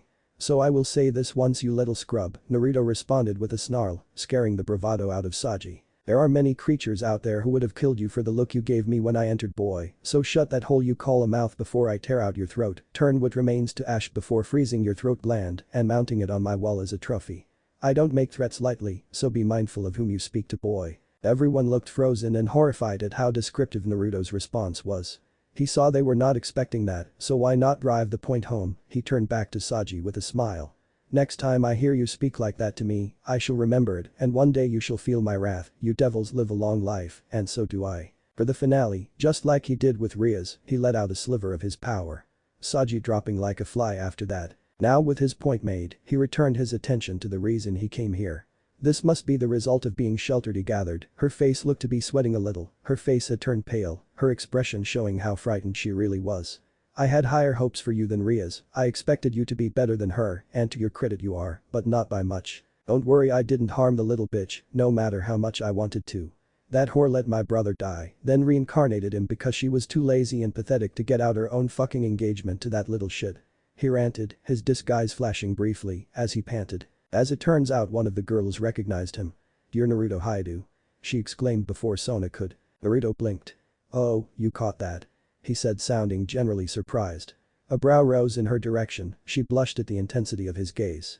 "What is your name? I haven't had a chance to meet such a beauty," he asked politely. "Ryakusaka, a bishop in the service of Sona Citri," she shyly responded, dipping her head with a small smile. "Yak no, you're kinda cute, I would love to just eat you," Naruto sang, his verbal tick making a reappearance. His tone threw everyone off balance at the sudden change, whilst Rya blushed further. "Guess I might as well get rid of this disguise." A plume of smoke covered him before it dissipated, everyone blushed at the sight of him, even Sona couldn't suppress it. Saji, who had got back to his seat, whispered "pretty boy" under his breath, clamming up when Naruto tilted his head in his direction. "Yes, I might as well officially introduce myself.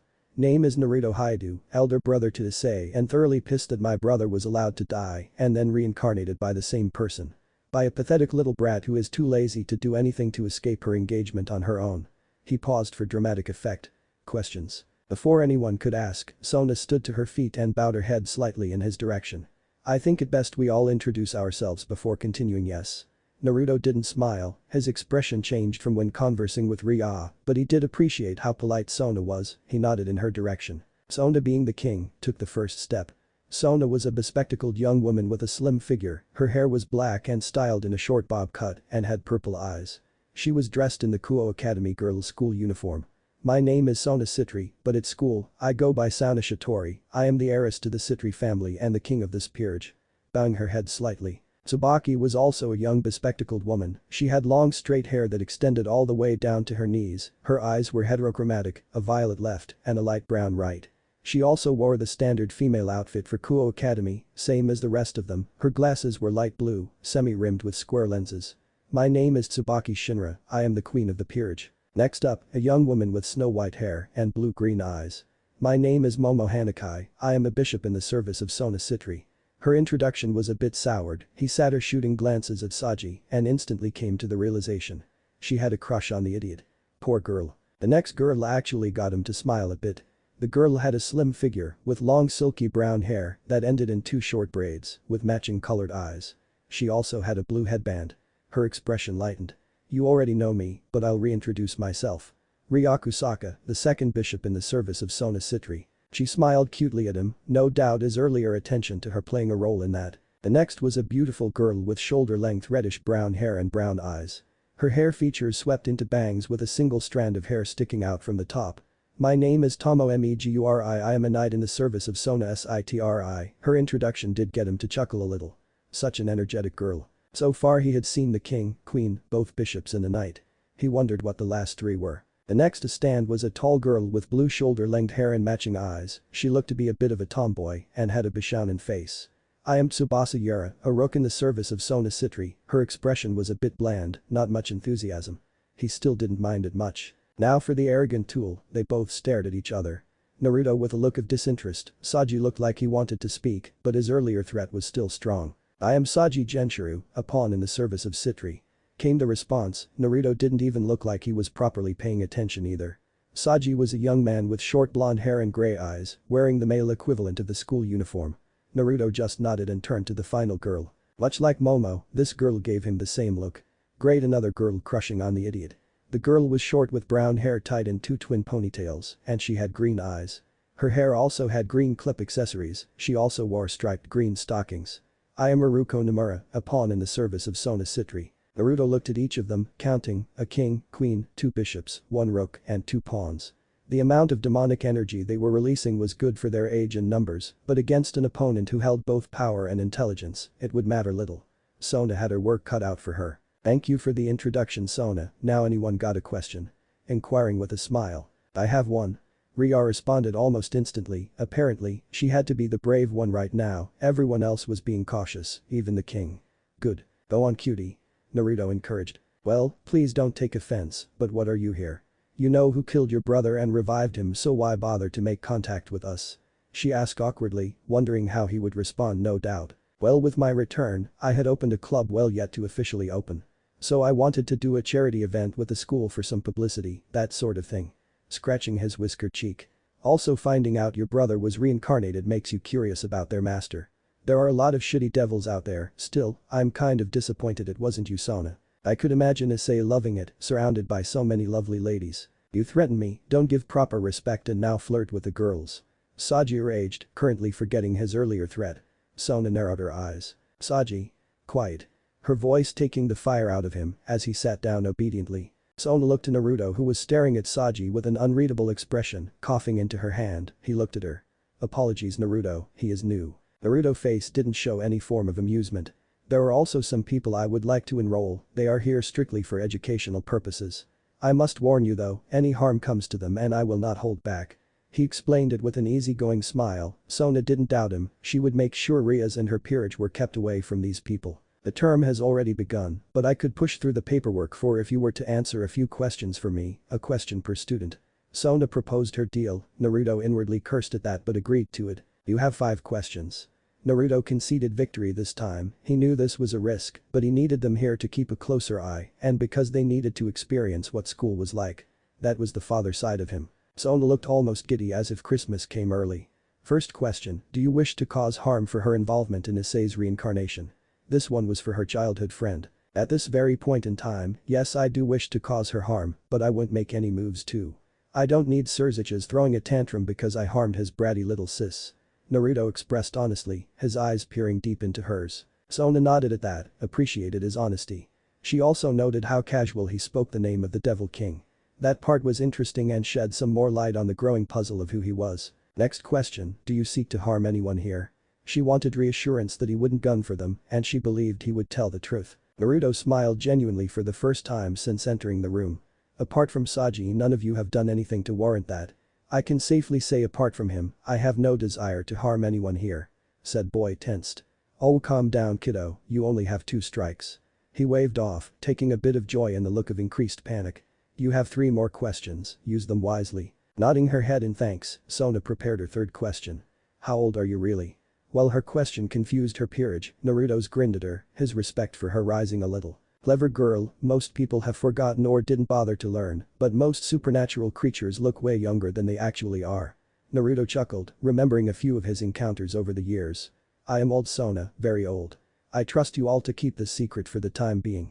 He winked cutely, Sona at that moment saw a face overlap his own, paling considerately. The room grew quiet, Naruto allowing everyone to process the information. That was cut short when a seal appeared on the floor, both Sona and Naruto face going pale. Naruto looked upward, silently asking if he was being punished. He summed up his current thought process in one word. Fuck. Tsuuotai Ian. The new voice screamed in a high-pitched squeal. A drop-dead gorgeous woman appeared, looking in her late teens, with raven-colored hair, tied into twin tails with pink eyes. Her childlike body was covered in a bright pink magical girl outfit, in her left hand was a magic wand with an overly big star in the middle. Seraph Leviathan had arrived, she smiled at everyone until her pink eyes landed on the former ninja. Oh, double fuck. She opened her mouth, but her voice didn't come out. Her mouth closed, her bottom lip trembled. Naruto-kun, Sona's only sister whispered, her grip on her staff tightened, the object creaking under the pressure. Naruto-kun. Triple fuck. Naruto responded with a bored face as she rushed him, practically throwing her entire body at him, knocking him off the chair and sending both of them to the ground. Her large smothered his face and her body wrapping around him. He wondered if returning was a mistake now, some of the other girls had the audacity to giggle at his plight. Sister Sona whispered, mentally glad she wasn't the center of the male Leviathan attention, biting her lip. To see her sister so familiar with a male added another question to the puzzle. Who was Naruto Haidu really? I am old Sona, very old. His earlier reply to her question came to mind. Most of the supernatural look younger than they actually are. Also came to mind. It was a puzzle she wished to solve, much like with Rias he didn't make sense. She wished to uncover everything for a different reason to her childhood friend. Who are you really? Naruto managed to get enough of his face out of her elder sisters to respond to her. Is that your fourth question? Grafia had experienced and been through a lot in her long life, both good and bad. Right now though, her patience was being stretched further than it had in centuries. The normally stoic woman had been having a battle within herself to not break and show emotion. Rias, her sister-in-law, a proper beauty of devil society and someone she watched over and raised since the day she had been born. That same girl had called her brother on the emergency seal, but Grafia had relented from him answering it, she did it herself. The man goofed off more than someone of his caliber and prestige should have, an icon to the next generation, their son included. You should have been there, Grafia. Kicking down my door, cocky as that riser. The arrogant bastard. Rias screeched. Grafia would have sighed by now if that wouldn't count as expressing emotion.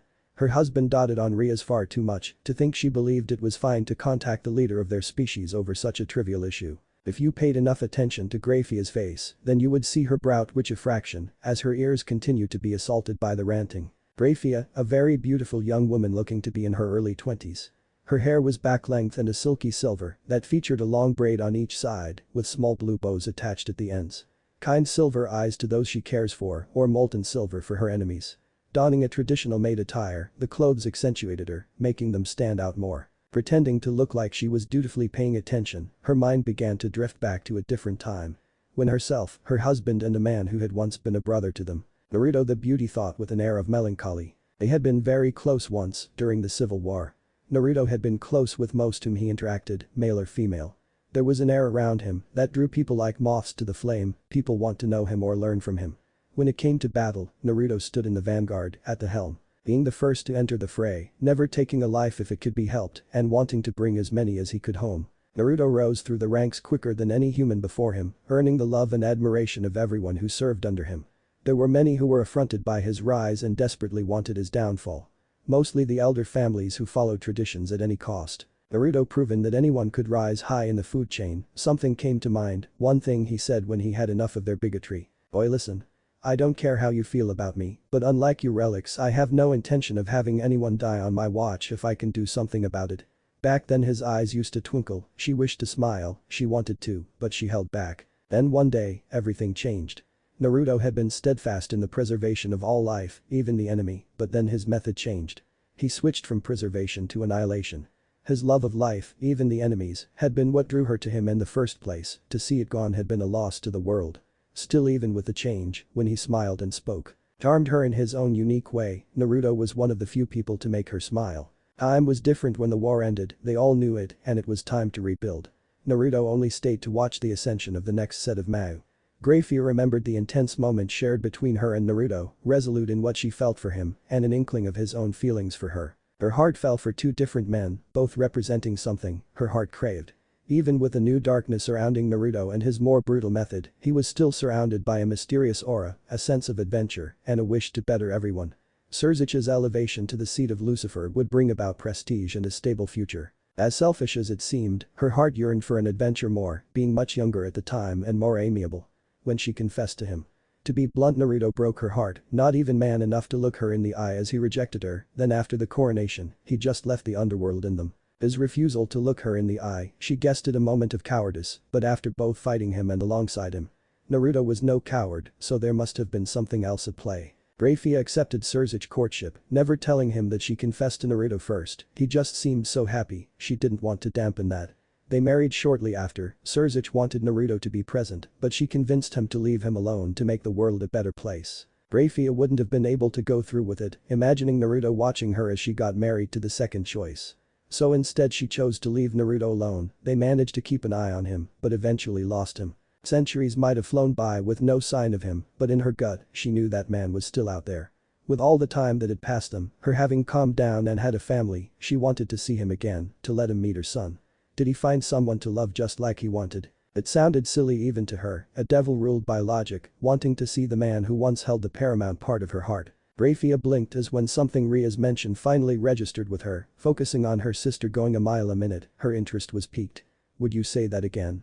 Grafia asked pointedly, suppressing an intake of air, a rare flash of nervousness crossing her face. Rias looked onward confused before she blinked once, then twice. Blonde-haired bastard and obscured lines on his cheeks. Wait, why is that so important? There are not many people with that combination if any, except her eyes widening slightly, her breath catching. Rias.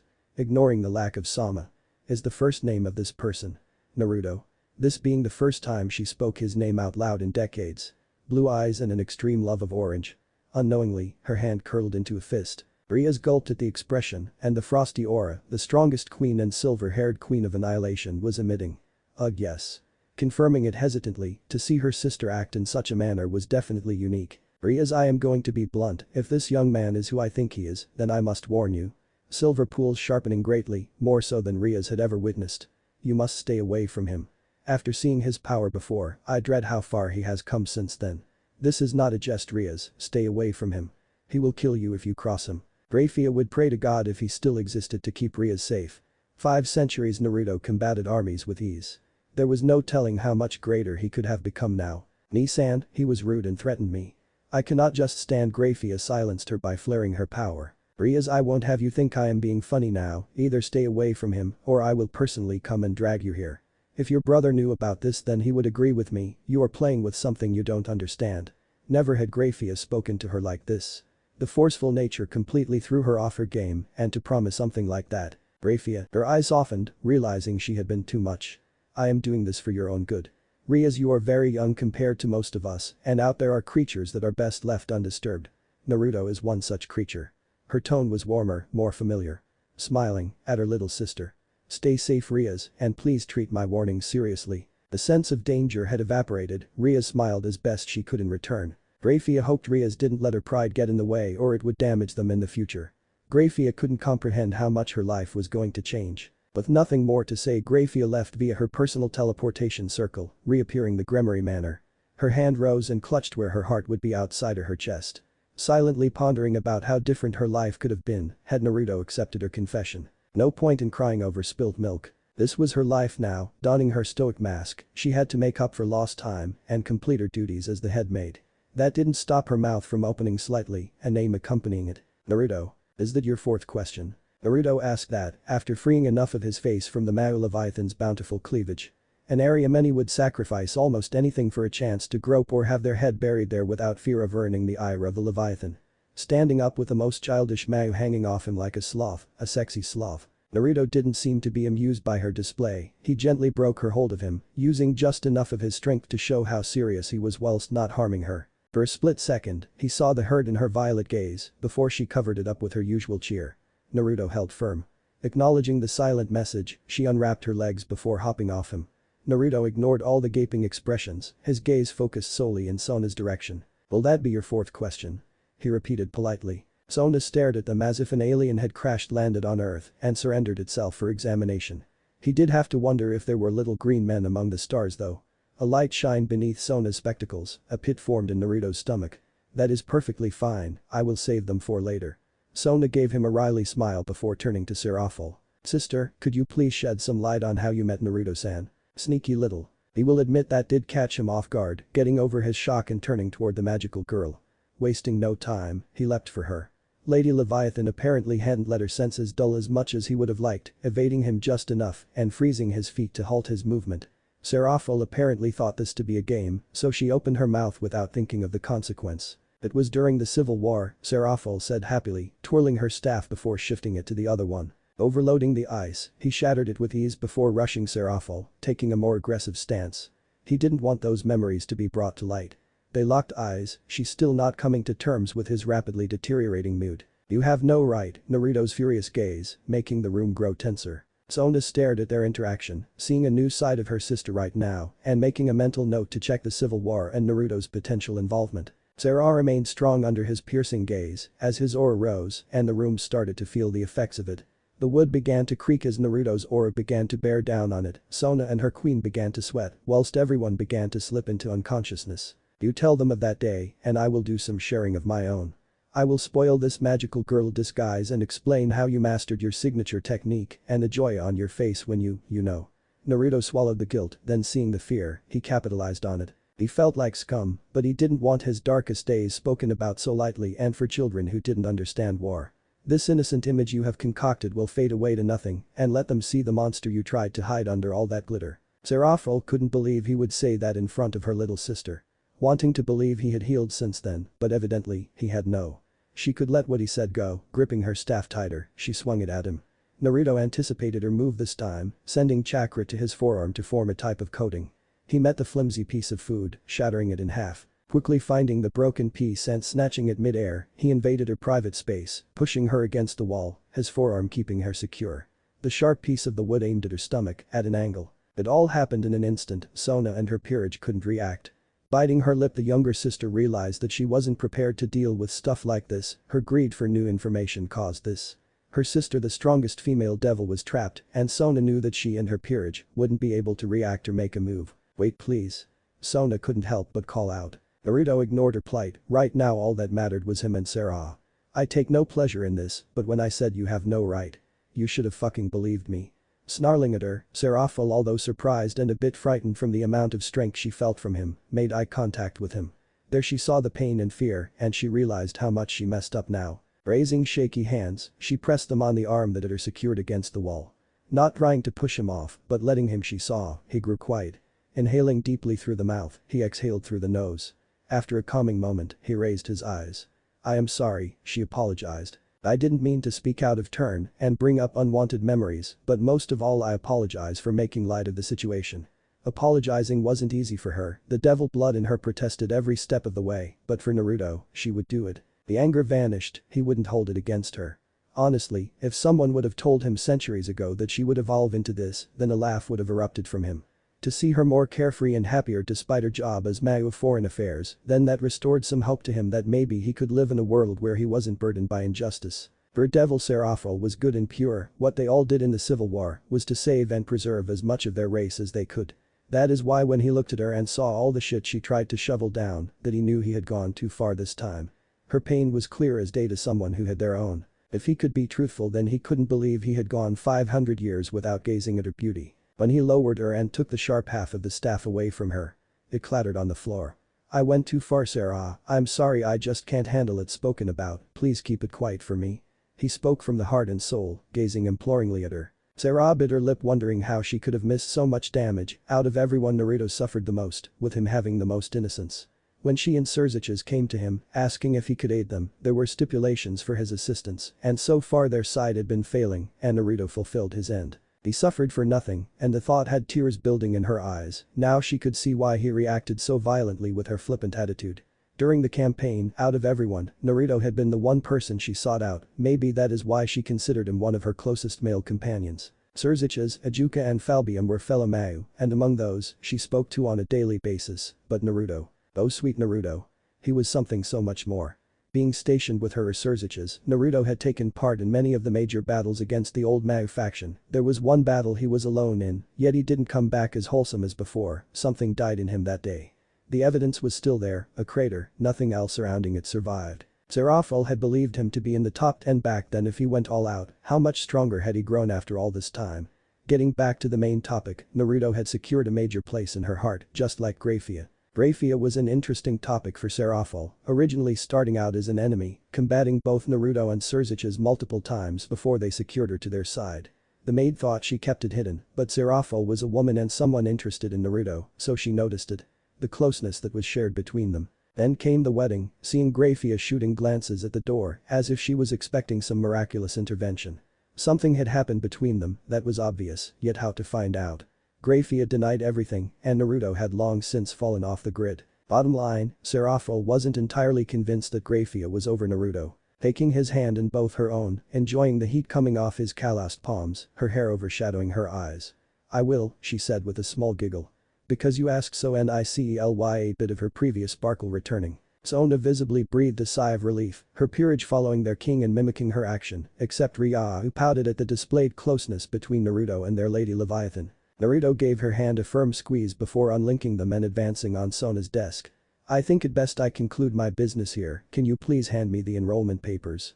he asked politely, feeling a strong desire for some fresh air. He wanted out of this stuffy room. Sona retrieved them before holding them out for him. When Naruto grabbed them she held on tight. "You have proven to be a man of your word, so I will have those 2 questions ready for you in the future." She cleared her throat like a proper lady. "I am sorry for asking my sister about something that was clearly private." Naruto smiled at her, which surprised her as it looked quite genuine. "You're a good girl, Sona, and I accept your apology. I look forward to our future encounters." Sona nodded her head with a small smile and let go. He put them in his personal pocket dimension before closing it. He was going to flash out of there when he felt a soft hand on his arm, already knowing who it was he turned to look at her. "Sarah, I know you have much to ask and I will supply answers to those questions, but not now. I really need to cool off and you have work to do. I'll still be here when you're done." He flashed her one of his signature smiles. Also, clicking his fingers, both pieces of her staff were surrounded by a bright light before merging and relocating to his open palm. Handing over her staff, good as new, not even a dent nor any sign of damage. "I'll be seeing you soon." He disappeared in a flash of gold. The magic girl sighed, lowering her arm and giving her staff a solid inspection. Looked better than when she had it made, giving her sister a narrowed glance. "Sona, I love you but don't ever do that again. You are playing with fire and you will get burned."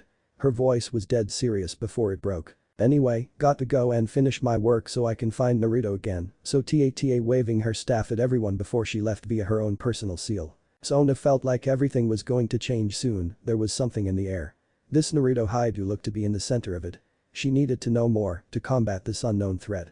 The civil war looked to be a good place to start, her peerage each had varied expressions. Some were nervous, chipper or patiently awaiting her command. "I guess we got a new project, we'll do the school work later on," Sona said, and they all responded. She smiled for having such a loyal peerage. Summoning a photo of Naruto Haidu. "Who are you really and what are you bringing?" she mentally debated. What stood in front of Naruto was one of the very few places that frightened him down to his core. It had been crafted marvelously, a beautiful piece of Gothic architecture. Originally designed with the intention of being a home, it came out more church-like. Greatness from small beginnings.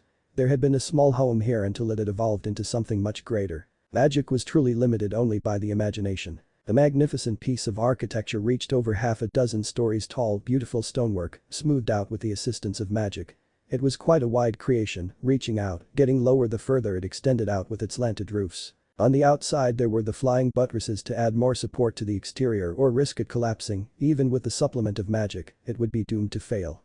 Gargoyles were a must for the owner of such a home, having them perched above the entranceway and along the roofs. Finally were the huge stained glass windows telling various stories if one knew how to decipher them. This location never seemed particularly inviting. His mind betrayed him as it did every time he was here, sending a mental image of a ghost. He strode forward in a rush to complete his business. A stray thought occurred to him, he wondered if she took her love of the Gothic and his fear to the extreme when she designed this building. He took a step onto the porch, it had a small dark-colored roof held up by 4 pillars, clicking his teeth to control his nerves. He rested his hand on the door and allowed it to slide open. It gave off an eerie creak. "Oh fuck," he whispered, fighting back a recoil at the horror of that sound. He felt like a child being dared to enter a haunted house alone for the first time. Stepping through the threshold, his body being assaulted by a feeling of decay and death. The room looked nothing like the feeling it gave off, being immaculate, no sign of dust or having experienced age. Tiled flooring that shined from the bouncing light. A few paintings of people in black clothing, looking mournfully at the painter, men and women. People from the life she lived prior. There was a large reception desk in front of him, breaking the ambience of the room. Behind it stood a pointed archway, also another to the right and left of the room. A layer of toxic green magic oozing from the center one, halting any advancement to the church section. The most curious thing had been what she kept in the church. Donna never spoke about it, but it seemed to be precious to her. The green haze almost looked to be alive as it bubbled and shifted around. An overly complex chandelier hung at the peak of the room. It looked like the roots of a tree, with sharpened raven feathers scattered at the end of each pathway. This place screamed Donna's abode, and if he was Superman, this place would be his kryptonite. His fear factor rose as he heard a faint buzzing sound, his posture tensing as if he mentally preparing to face her again. Floating near him was an ugly-looking doll in a dirty white wedding dress. Her hair, if she possessed any, was obscured by the dead-looking flower accessories and the backward veil on her head. Her face had two different shades, primarily dark, but a circular shape of dirty white flesh on the left side. It stared hauntingly at him, little solid white marble eyes with a minuscule black dot for a pupil. The bottom part of the mouth moved and it spoke. "Ah, Naruto, how nice of you to visit," it said, showing an understanding of their language. "We normally don't get you stopping by here, much," the doll giggled, creeping him out further, something he was sure she picked up on. It was not his fault this house was fucking creepy, and it would only get worse the deeper he went into it. "Angie, I need to speak with Donna," and knowing her, she probably made the house this way to keep me away. The sarcasm wasn't lost on the once twin Kadu experiment. Now he was sure that if Angie was capable of pouting, she would be now. "Don't be so negative, mistress would never do that to her," Savour twirling around with great enthusiasm, her wooden limbs creaking, causing his eye to twitch at the sound, and was forced to resist the urge to just leave. "Can you please direct me to Donna?" he asked, his tone displaying a hint of urgency. "I do not wish to greet the other, or I'll be forced to smash them and take her wraith," being directed at me. For some reason he felt like Angie was judging him, her head tilting to the side. "They only want to play," just like Emmy, desperately doubting that, especially after hearing how they tormented Ethan during his time with them. "Mistress is in the workshop, come." Emmy turning around, she floated in the direction of her creator with Naruto close by. Breathing a sigh of relief, their way had been clear of the others. He believed that if he didn't get a bad feeling from them, then he might have been more social with them. They were just like children. Greeting him with smiles, some flew past him or around him like excited fairies. He thought maybe his phobia would have been cured, yet it remained, wanted to continue clutching him. It might become a necessity to cure himself in the future. The tiled flooring soon made way to cobblestone, lining both the floor and sides of the hallway. The ceiling looked like boarded panels. The source of light grew dimmer. Instead of electricity in the lobby, it was switched to torches mounted on the walls. A classic take of times before we had the means to channel such a valuable resource. After half a minute of walking through the shadowed halls, they came to his desired destination. Two oak doors blocking his path, from whom he needed to talk with, Angie easily pushing them open. Her workshop, a place where Naruto's nightmares came to life. The room was cobblestone just like the passageway to it, same ceiling.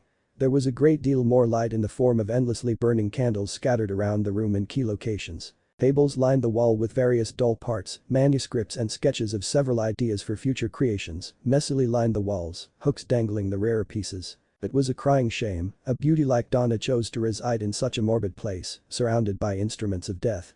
Having the majority of her hair styled in a bun, her fringe was brushed to both sides, reaching down to just under her ear. Her porcelain skin resembled that of a doll, and her eyes were as dark as coal. Wearing a black buttoned-up shirt with a tall collar, long sleeves accompanied by a skirt that pulled down to the ground, and black flat shoes.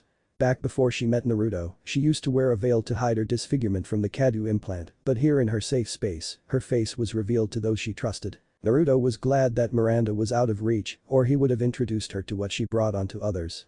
Truthfully, Naruto was glad he could fix the damage that Donna had endured. Her face was lovely. The doll maker sighed softly to herself, lifting her head, giving him a small but warm smile. "Naruto, I suppose I can offer you a minute for braving my home." Her voice was small, almost shy, but retained a dormant sense of power. Like he said, everyone in the Regeneratorum held their spot for a reason, even those who don't fight through physical-based means. Naruto smiled. "Thank you, Donna, I need you to watch two people for me, Rias Gremory and Sona Citri."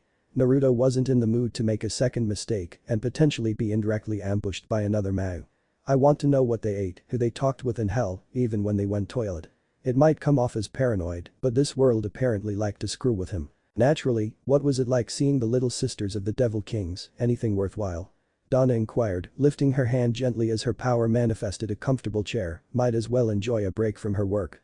Gesturing with her hand, subtly offering him one, he shook his head in denial. Nothing special or needing immediate attention, both were somewhat of a nuisance, but Sona realized her folly. Well, Rias will take some more time, or I'll be forced to act. He answered her honestly. Do you have an agent at the abandoned church? If so, how many fallen are nestling there, and if they have any backup? Donna agents were unique, and not many would connect them to her unless they had an insight into her mind. Her eyes rolled into the back of her head, her mind connecting with her agent as she learned what he desired to know. When it was over, her face was flushed as she coughed a little. Naruto moved beside her in an instant, rubbing her back soothingly. Turning his head and addressing the floating doll, who had been patiently waiting to be called upon. Angie, water quickly. Not needing to be told twice, blitzing from the room and returning with some iced water levitating beside her. Naruto held his hand out, thanking her before holding it close to Donna. The young woman greedily drank the water, emptying it before breathing deeply as she calmed. Helping her to her chair, Donna's face returned to normal, waving off his concerned gaze. There are 4 fallen and a few dozen Rouge exorcists. Interestingly, they have an exiled nun there. They are planning to harvest her sacred gear tonight at midnight on the full moon. Something doesn't feel right. Musing to himself. The name? Asia Argento. One of them mentioned how fond your brother became of her, even going as far to try and defend her today. There was also a brief tangle with a Rouge exorcist last night. Asia pleaded with him to spare your brother, but he was very against showing mercy. Donna frowned, her lips curling in distaste. He slashed her clothing, threatened her. I have never seen someone so harmless. Her gear I think is Twilight healing. Interesting, very interesting. A healing-based sacred gear with a powerful subspecies balance breaker, if used correctly. Most people would naturally assume a healing ability was weak because it didn't have any power. Twilight healing was an exception to the rule. There were many different varieties, some were well known with outstanding potential if he remembered some of the wielders. Absolute Demise or Eternal Ice Princess was held by Lavinia Renai, a human magician in the Grasshopper organization, created by Georg's ancestor Johann Georg Faust. After his death the institute was left to his contracted devil, Mephistopheles. Annus Lycaon, a sentient sacred gear, one with access to outside its host. If he remembered his owner was Tobio Icus and he was recruited by the Gregorian knowing Azazel, there would have been no further opportunity to recruit him. Governor loved his sacred gears, studying them and hoping to create one just like his father. He knew of the previous owner of Incinerate Anthem. A woman called Augusta, former leader of a group of stray magicians called Hexenict, also known as Witch's Night. After her passing and the group going dark, he assumed that Longinus was buried for the time being. Not for long, they never stay hidden for too long. Longinus or not, each gear had a purpose and if in the right person, they could become a force to be reckoned with. Seeing the look on his face, she asked an obvious question. You're going after her? There was no doubt in his mind that he would, he had never walked away from one in their time of need and he didn't plan on starting now. Yes, if she is as harmless as you say then I got to find out the specifics of why she was exiled. Michael might have lost it under the pressure of the system. Anna agreed with him, holding out her hand, a folder materialized in it.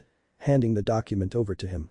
I will have my children placed in both Ria's and Sona's homes, but I would like you to do me a favor. Read about her life. Asia's life has been more difficult than most, so please Naruto I ask that you spare her any unnecessary pain, she doesn't deserve to suffer because of a greedy crow. He took the folder, resting it under his arm. You know I think this is the first time you have asked me for anything in a long time, I swear that Asia will not die this night. I'll give this a read after finding Faith and Alma. Her dark eyes showed naked interest. You're taking them with you? Naruto gave her a cheeky smile. Don't ask what you already know. Turning to Angie, who gave a head tilt seeing his gaze on her. Think you could escort me? I don't want to be greeted by the children. Angie looked to her mistress, who nodded. Course Naruto Angie sang, before hovering out the room. He made way to follow when he was stopped by Donna. Oh, and Naruto. August was right, you'll be able to count on us, now get before my firstborn leaves you to the others. Letting out a little giggle, seeing the horror on his face before he raced out the room, not before giving one last message. Stop spying on the house.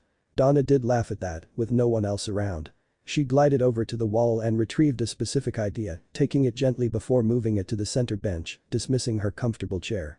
Her break was over. Thank you, Angie, Naruto gave his gratitude to the living doll. A few had appeared on the way out, Angie ran interference so he could get away before they drew close enough to greet him. It did depress him a bit since Donna gave them personalities, they could feel sadness, so when he was cornered by them, then he had to be careful or no mercy would be shown him by their mistress. No problem, Naruto, hope we see you again, the horrifying doll sang, giving him her version of a bow before retreating into the dwelling, the door closing behind her. Sorry Aang, I know you really mean well but no. His sweat dropped. Okay, so now with the surveillance on Rias and Sona, all he had to do was wait until they decided on their next move. Right now though, he needed to gather Faith and Alma for their little excursion tonight, the former would be easier as she would be tending to her garden at this time. Taking a moment to sense across the property, honing in on a very specific signature, finding her to the northeast of his current location, he glanced at the folder under his arm, taking it in his hand and opening a small portal to his personal pocket dimension.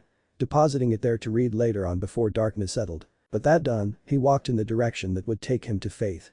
In a field of white chrysanthemum, her wavy brown locks stood out, despite her attire camouflaging her amongst them. He didn't have to announce himself, as he neared toward her, he saw her notice him from the corner of her eye. Faith was always chipper, and to see her rise to her feet with a bounce, her ardor hadn't dampened in the slightest as time passed. Faith was a young-looking woman, we starting to see a pattern here. With long brown hair that curled at the end, bright blue eyes, a blend between both Naruto's sapphire and Jean's sky blue shade. Faith wore a delicate white dress that reached down to her knees, with yellow flowery designs on it, overlapping each other. A sash was secured tightly around her waist, also white. A small bunch of assorted flowers tied to the sash on the left-hand side of her body, trailing downward, breaking off into islands before reaching the bottom of her dress. Being as affectionate as she was, it came as no surprise when she took off in his direction. Naruto scooped her into his hold, swinging them around as she giggled, the petals sweeping into the air. After a moment Naruto put her back down onto her feet, a few strays having floated and landed in her hair. Not that I am not happy to see you, but I thought you would have been with the hero faction or your brother. Faith asked, gesturing for him to explain as they walked. They are still asleep, I wanted to give them that before I spring something on them, and it's something linked to Issei. Faith, I'll be honest now, he was killed and reincarnated, whilst his killer still lives. I plan to take care of that tonight, and I want you to accompany me. He explained, turning a bit more serious at the mention of his brother. Faith stopped whilst twirling on the heel of her foot, digging into the soft soil. Her blue eyes studied his form for a moment before a Cheshire grin grew on her face.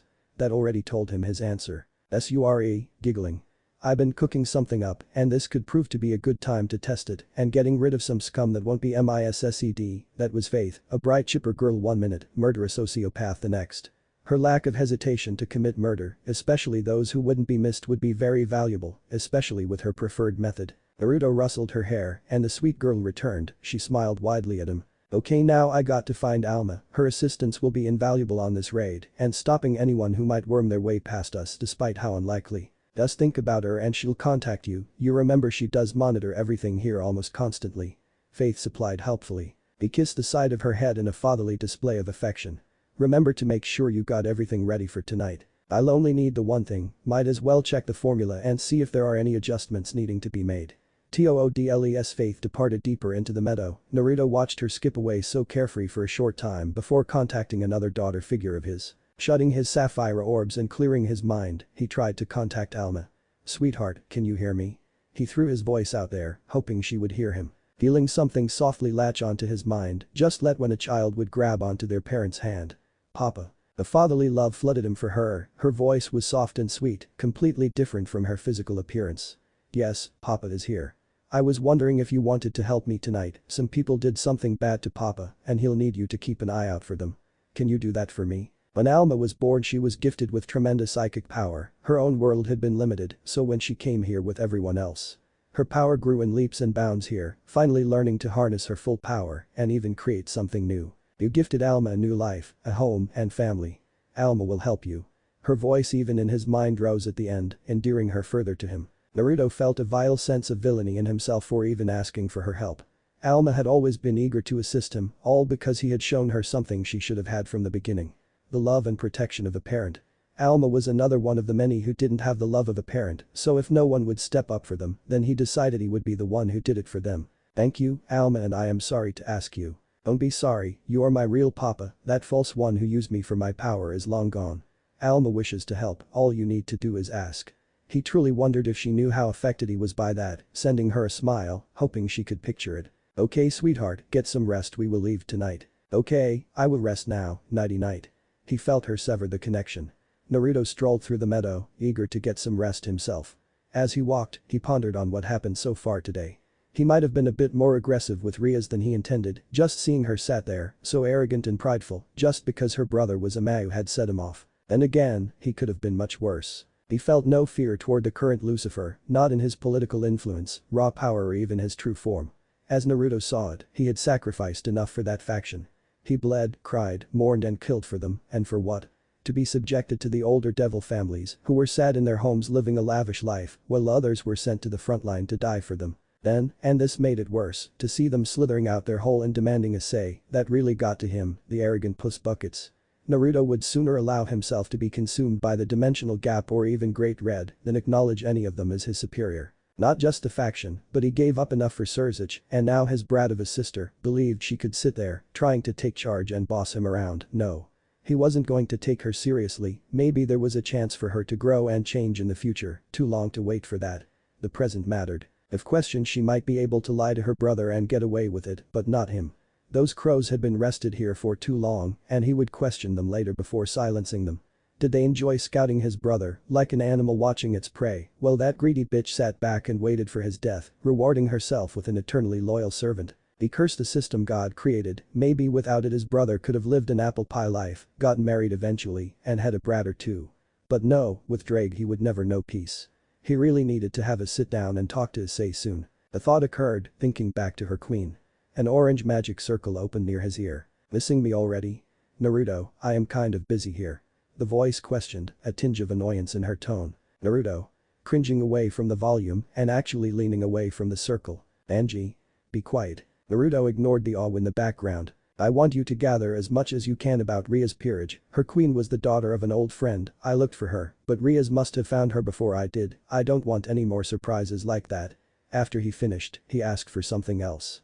Also, I want the names of everyone involved in Shuri's murder. It is time I give her peace. I'll be taking charge personally. Of course, I'll dig up what I can and send it to you soon as possible. Thank you, Donna, and don't push yourself too hard. I don't want to risk losing you. He cut off the circle before continuing his way home. He needed rest, better to deal with his thoughts toward Rias later after he killed the bitch who took the life of his Itoto. The sun had set for the second time since he returned to Kuo. Naruto, Faith and Alma came into existence a little bit away from the abandoned church. Naruto and Faith were still dressed in their normal attire. The third and their final companion for the evening, Alma Wade. The youngest looking member of his entire group, her build was similar to Leonard. Unlike Faith, Alma wore a satin red dress that covered her lithe form, a black sash wrapping around her waist. Her outward expression being much like Office, her black hair falling over her face like a waterfall, shadowing her face, her piercing red eyes shining through. Her feet were bare, and she had blood covering up to her knees. I trust you have everything? Naruto asked, turning to Faith. Of course, Faith replied, sending him a cute wink, which he rolled his eyes at, but the side of his mouth twitched upward slightly. He looked down at Alma, sending her a smile. I got enough rest, Papa, Alma replied, her power connecting her to both of them. Allowing them to hear her childlike voice, Naruto nodded and Faith gushing at the Papa mention, the elder girl giving Alma a head pat before skipping toward the church. Before following her, Naruto offered his hand to her. You ready to go? Alma's face gave way to a tiny smile before her hand was encircled by his larger one. The duo moving to catch up with the flowery girl, as they neared closer to her, other signatures started popping up. They all seemed to be retreating to the same location, 5 stood out more than the rest. He took a shot in the dark, reckoning they were the Fallen, and the 5th was Asia Argento or her sacred gear. Thus they decided on a different approach, Naruto mused to himself, knowing Alma was also paying attention.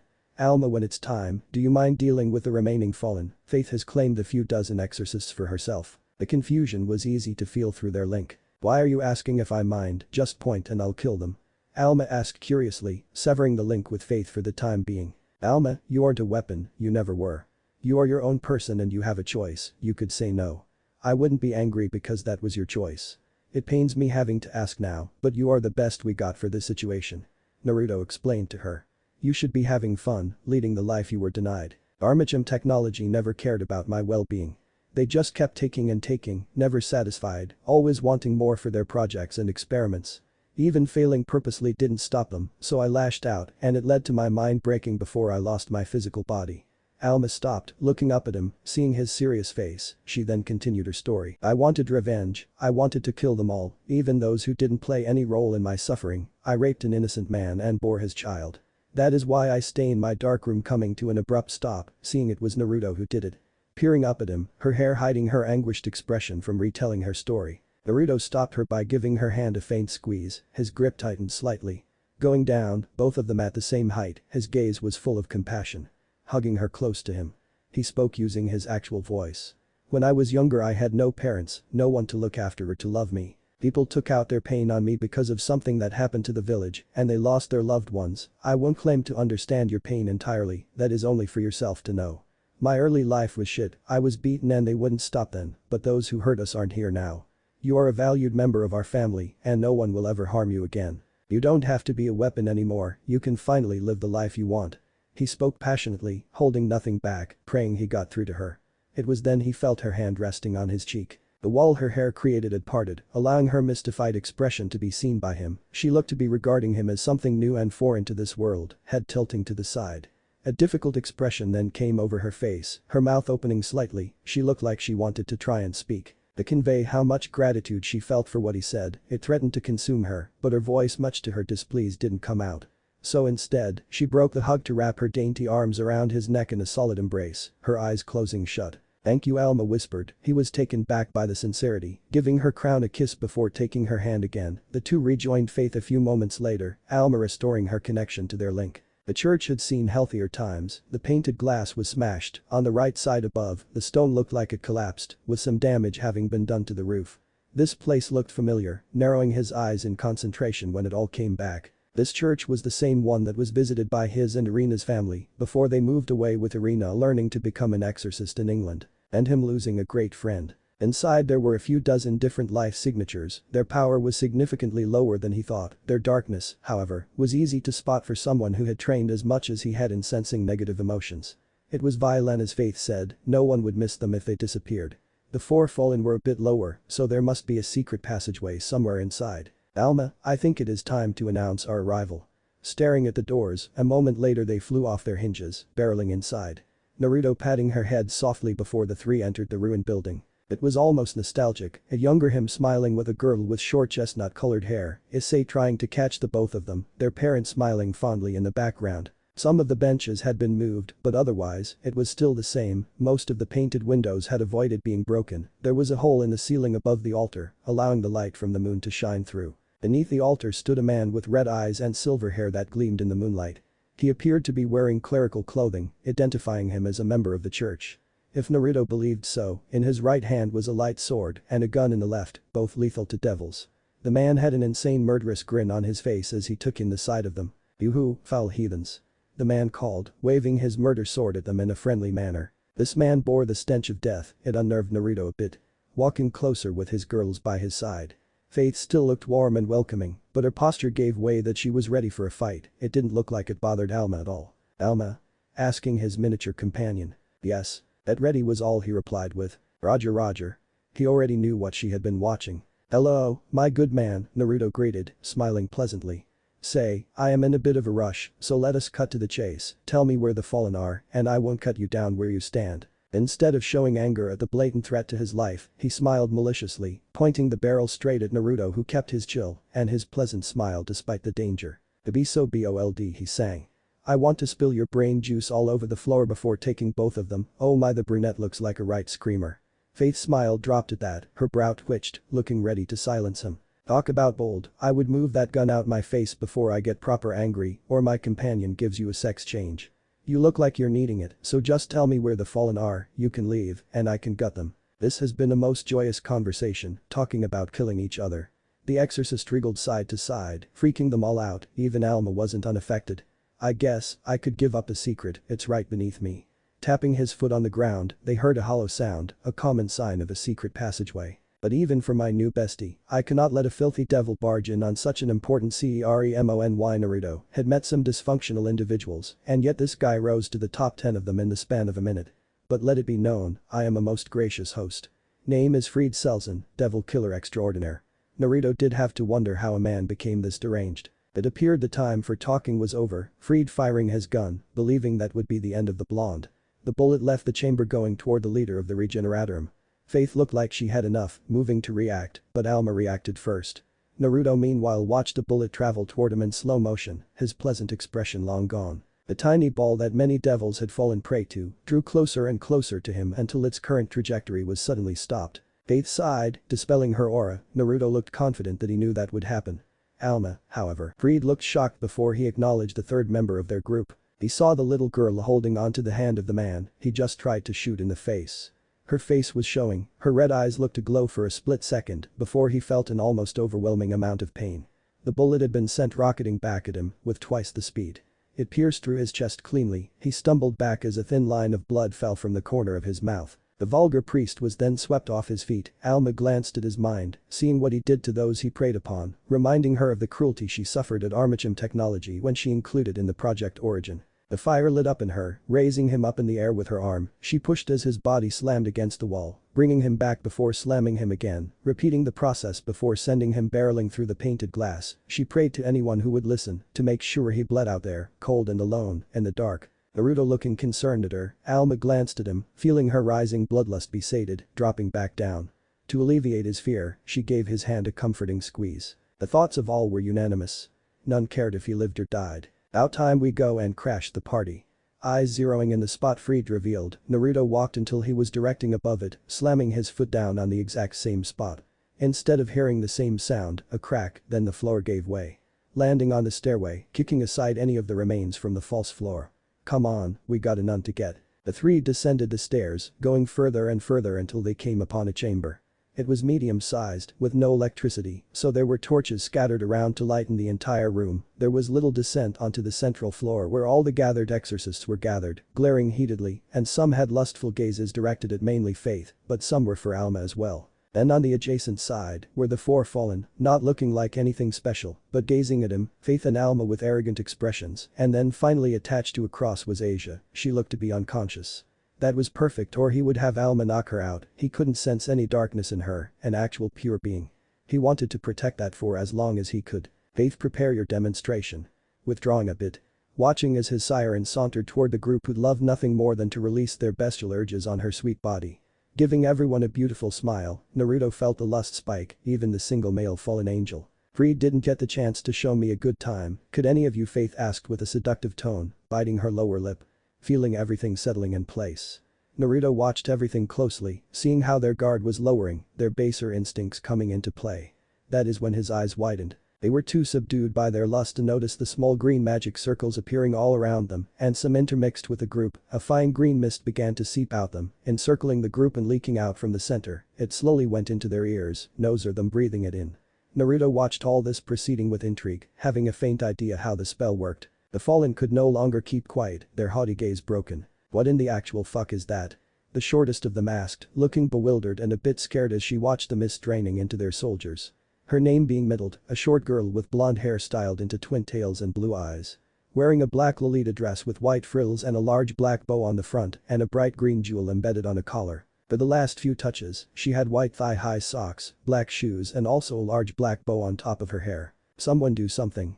The tallest one yelled, their earlier bravado escaped them. Kalwarna was a tall and buxom woman with chocolate brown eyes and long, navy blue hair obscuring her right eye. Her attire consisted of a maroon trench coat-like top with a wide collar, matching miniskirt, and black-heeled shoes.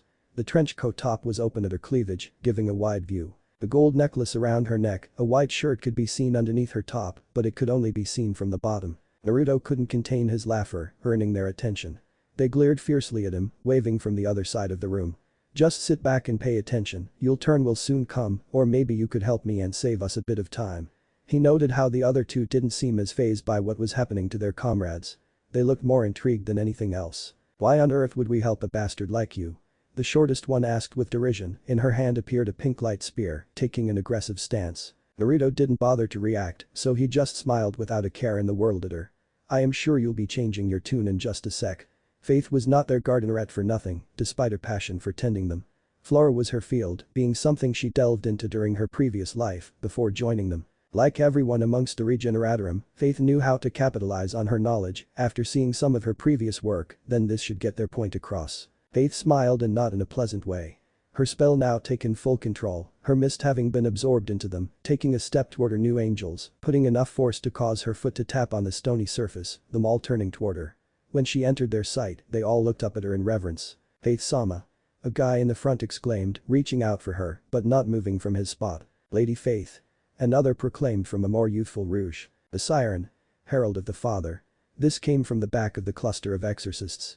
Naruto turning to Faith with a brow raised in question, but the cheeky flower girl sent him a mischievous wink. Sighing softly, he turned back to the crowd. They all felt different now, no darkness, anger or even killing intent. Faith had kept the green mist away from the fallen, so their minds appeared to still be their own, but he only felt adoration from the exorcists targeted toward Faith. It was like she became their god. "My darling angels, we have an esteemed guest with us. Our dear father has come to inspect us, let us not let him down." Biting her finger with a lovely expression. "Shall we say why the last one standing will earn the favor of the siren?" Ingenious, Naruto figured out the spell or the majority of it, grinning in satisfaction of his siren latest project being a huge success. The fallen finally saw what she had done, realizing the error of their hubris, but now it was too late. The second Faith made her desire known, her spell took effect, flipping a switch in them. Any camaraderie mattered not, as they turned on each other like rabid animals. First it was just fists, and then the real carnage could begin.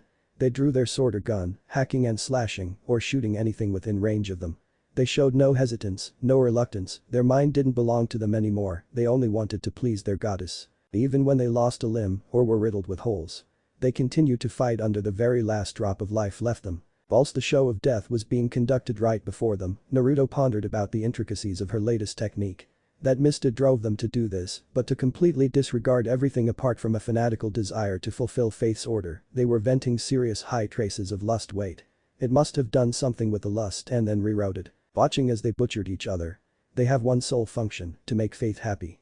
This could be our future if worst comes to worst. I don't want that, but if people will not take us seriously then we will have to. The fallen watching with horrifying realization as their only line of defense mercilessly slaughtered each other with so much passion. Even when they fell, they struggled to their feet to fight until they just couldn't anymore. The trio of monsters on the opposite side of the room, watching the carnage like it was an everyday occurrence. The girl in white giggled and skipped around. The blonde-haired man who they assumed was the leader of the small group and the little girl displayed no emotion. When it came down massacred settled down, half a man remained. His left arm had been severed, still quirting from the stump, a sword sticking out his lower back. A few blood patches on his normally crisp white coat. He looked ready to keel over any minute, the only thing that kept him upright was leaning. "Lady Faith," he swayed side to side. "Have I earned your favor?" he asked her, sword slipping from his grip, clattering on the floor. Every last ounce of his strength was used to not fall. Faith skipped forward before descending the small staircase, not bothered by the blood lining the bottom of her shoes. Getting right close to him, her dainty resting on his cheek, him surrendering himself to her, she leaned in close her full lips, stopping close to his ear, her whispering. "You have in my favor is DATH." Her voice was a silken purr, the spell broken as he tried to get away from her, that is when he saw it. A sparkling white mist came to life in her open palm as she blew it at him for a face shot. The difference in the mist was evident as his reaction was different, screaming as he clawed at his face in agony. Only the right arm was responsive, as the left was gone, buried beneath what he once called comrades. The bloodied man couldn't find the strength to stand anymore, falling face first into the crimson liquid. Faith didn't look bothered in the slightest at the blood soaking into her white dress. The man had betrayal swimming in his eyes, he silently prayed for his God to forgive him and welcome him back before his grievous injuries drained the last shred of light in him. For as far as human combatants go that was a success. Yay.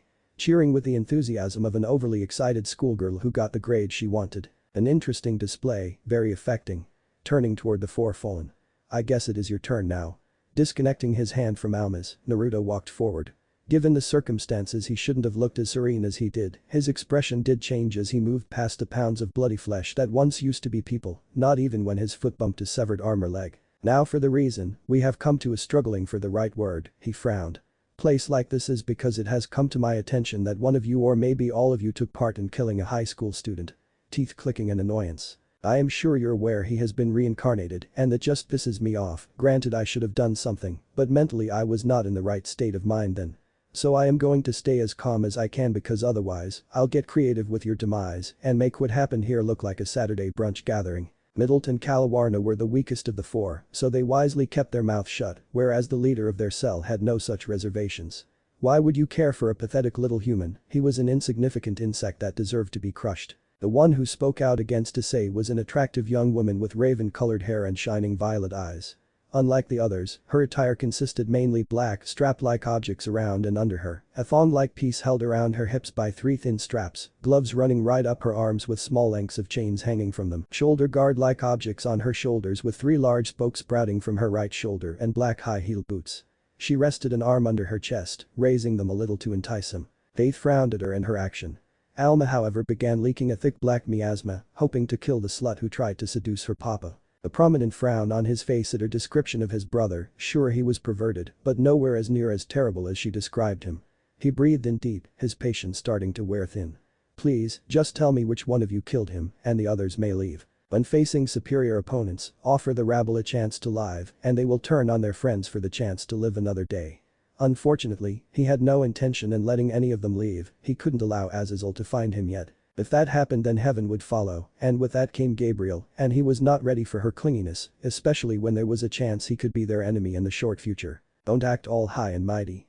That fine piece of ass has done everything for you while you sat back and did fuck all. Do you even have any power because you feel weaker than a newborn human? The final member of the Fallen.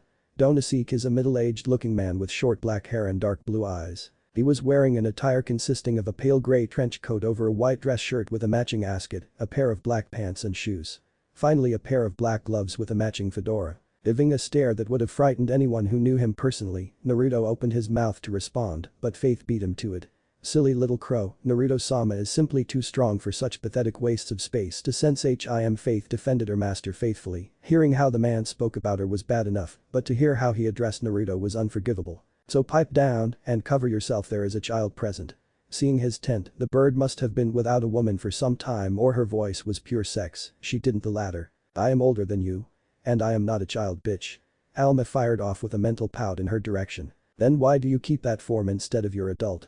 Faith returned, blowing her a teasing kiss through their connection. Girls, you can banter later, we need to get to hurry or Asia will have her gear extracted and that will piss off Donna and we don't want that. Both of them showed some surprise. Donna rarely asked for anything that couldn't be added to her dolls. Alma, I cannot afford to play nice anymore, read their mind and find my answer, don't worry about being gentle. A more meaningful expression entered her visage, she smiled evilly.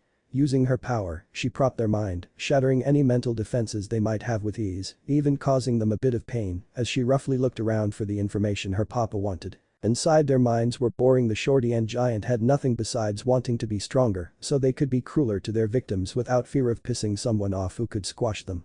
The male wanted to spread Faith's legs and kill her papa, yes the man had signed his death warrant, and finally the slut.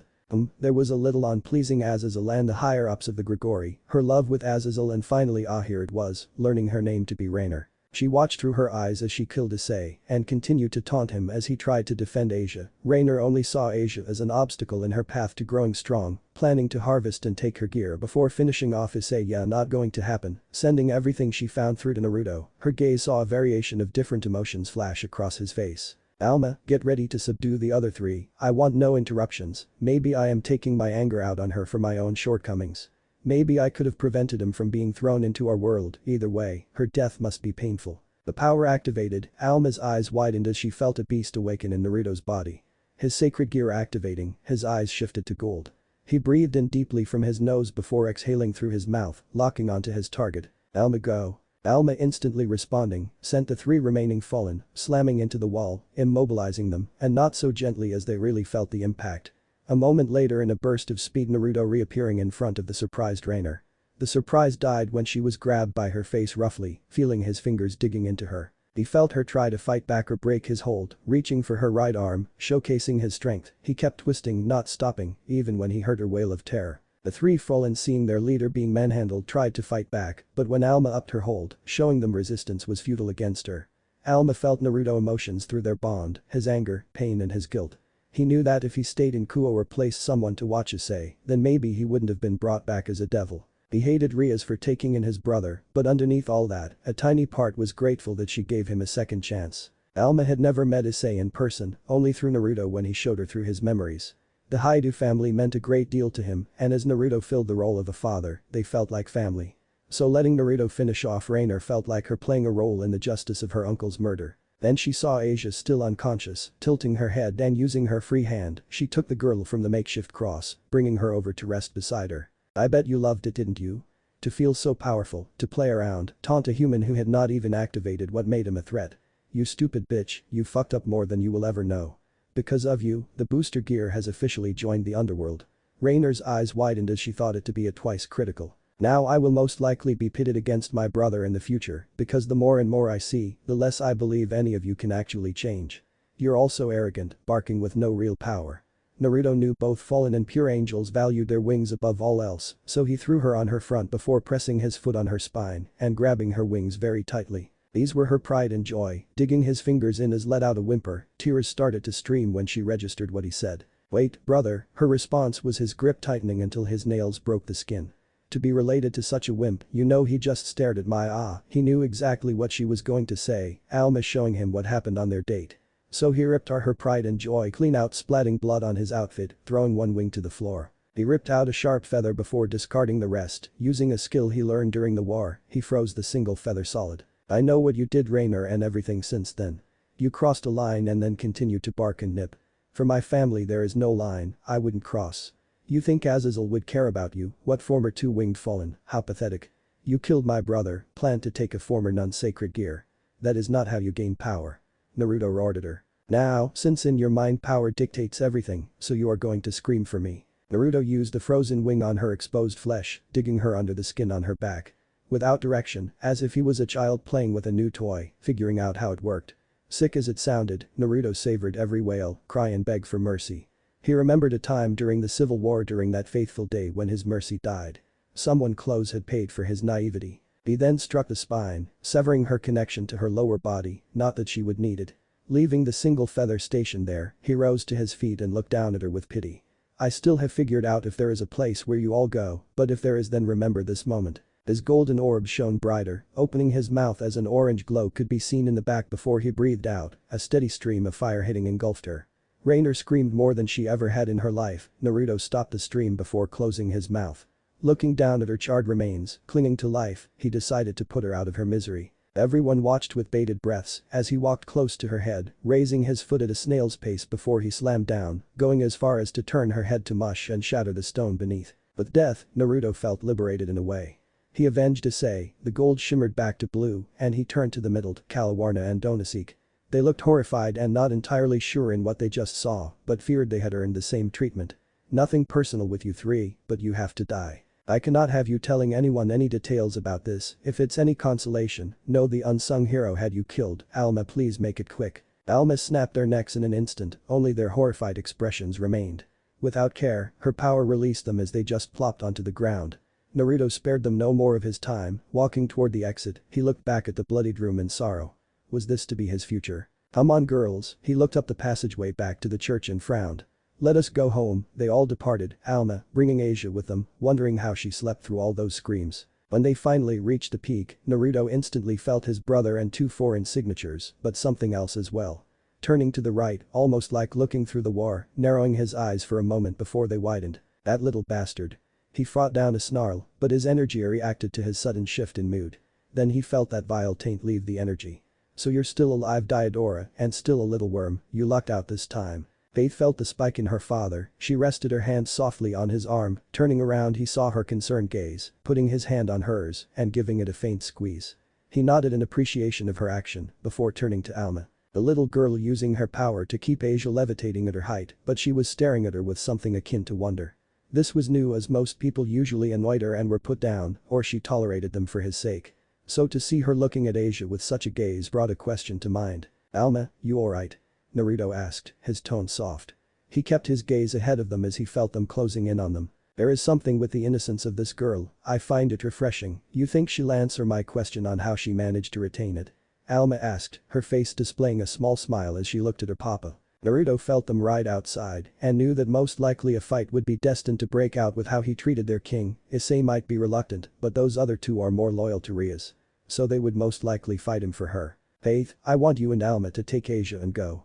I won't let Rias reincarnate her against her will, as much as it pains me if Asia does want to join her, then it will be of her own volition. He turned his head to the side a fraction, seeing her eyes narrow. I promise I won't kill anyone, and they are too green to be of any actual challenge to me, at this stage at the very least. He believed in anyone being able to grow strong, so even with Rias being their king, everyone had a vast amount of untapped potential, sacred treasures or not. So no, he wouldn't belittle them and maybe even encourage to give them a chance at tapping into that well. He knew Faith was going to complain to him later. Alma nodded her head following his wishes without complaint. They all disappeared in a bright light, Asia's unconscious body with them. Knowing how he acted with Rias, it would be best to keep the charade going. Raising his hand slowly, a blue glow encompassed his hand. In front of him a throne appeared from nothingness. It came out as a block of ice before it began to shift to his will, moving in, creating armrests. A tall back, with intricate symbols circling his main one, the symbol of his mother's homeland. It was solid and nothing like those flimsy chairs. Naruto sat down, leaning against the ice with his back pressed against it, his arms resting over the rests, and finally, one leg crossed over the other. They finally came through the door, hesitant, no doubt his release earlier was felt so inadvertently he shot himself in the foot, and it was only a matter of time, since he was back officially on the grid. He breathed in deeply through his nose, alerting them to his presence. Staring all three of them down with a blank look, as if his face had been carved out of stone. He saw his brother first, looking a little rattled. To be truthful, he was the safest out of all three of them present anyway. He glanced at the boosted gear in its first stage before moving on. He then looked toward the shortest person, a petite girl with hair as white as snow and golden eyes. The front of her hair has two long bangs going down past her shoulders with several loose bangs hanging over her forehead, while her back has a short bob cut. With her wearing a black cat-shaped hair clip, she wore the standard female Kuo uniform. The second is what would be dubbed a pretty boy. A handsome young man with short blonde hair and blue eyes, a mole underneath his left eye. He wore the standard male academy uniform, consisting of a black blazer with white accents over a white long-sleeved dress shirt with a single black ribbon on the collar, matching black pants and finally brown dress shoes. Naruto stared at the young man a second longer before turning back to his brother. "I gather you are here for the nun?" Naruto asked his brother, dismissing the other two briefly. "You need not worry, she is safe and the fallen are all taken care of," Naruto said with a thin smile. Issei looked ready to accept that, but the two behind him appeared to be a different story, and Naruto noticed it. "Blood," the smallest one said, her nose wrinkling. "And a lot of it." Gold flickered over to the passageway. The smile on his face twitched guiltily as he heard her. "Yeah, I had to exterminate a few undesirables, they made a bit of a mess. Would you believe me if I said I only technically killed one of them?" He gripped the armrest of his throne to loosen up, clicking his neck as well.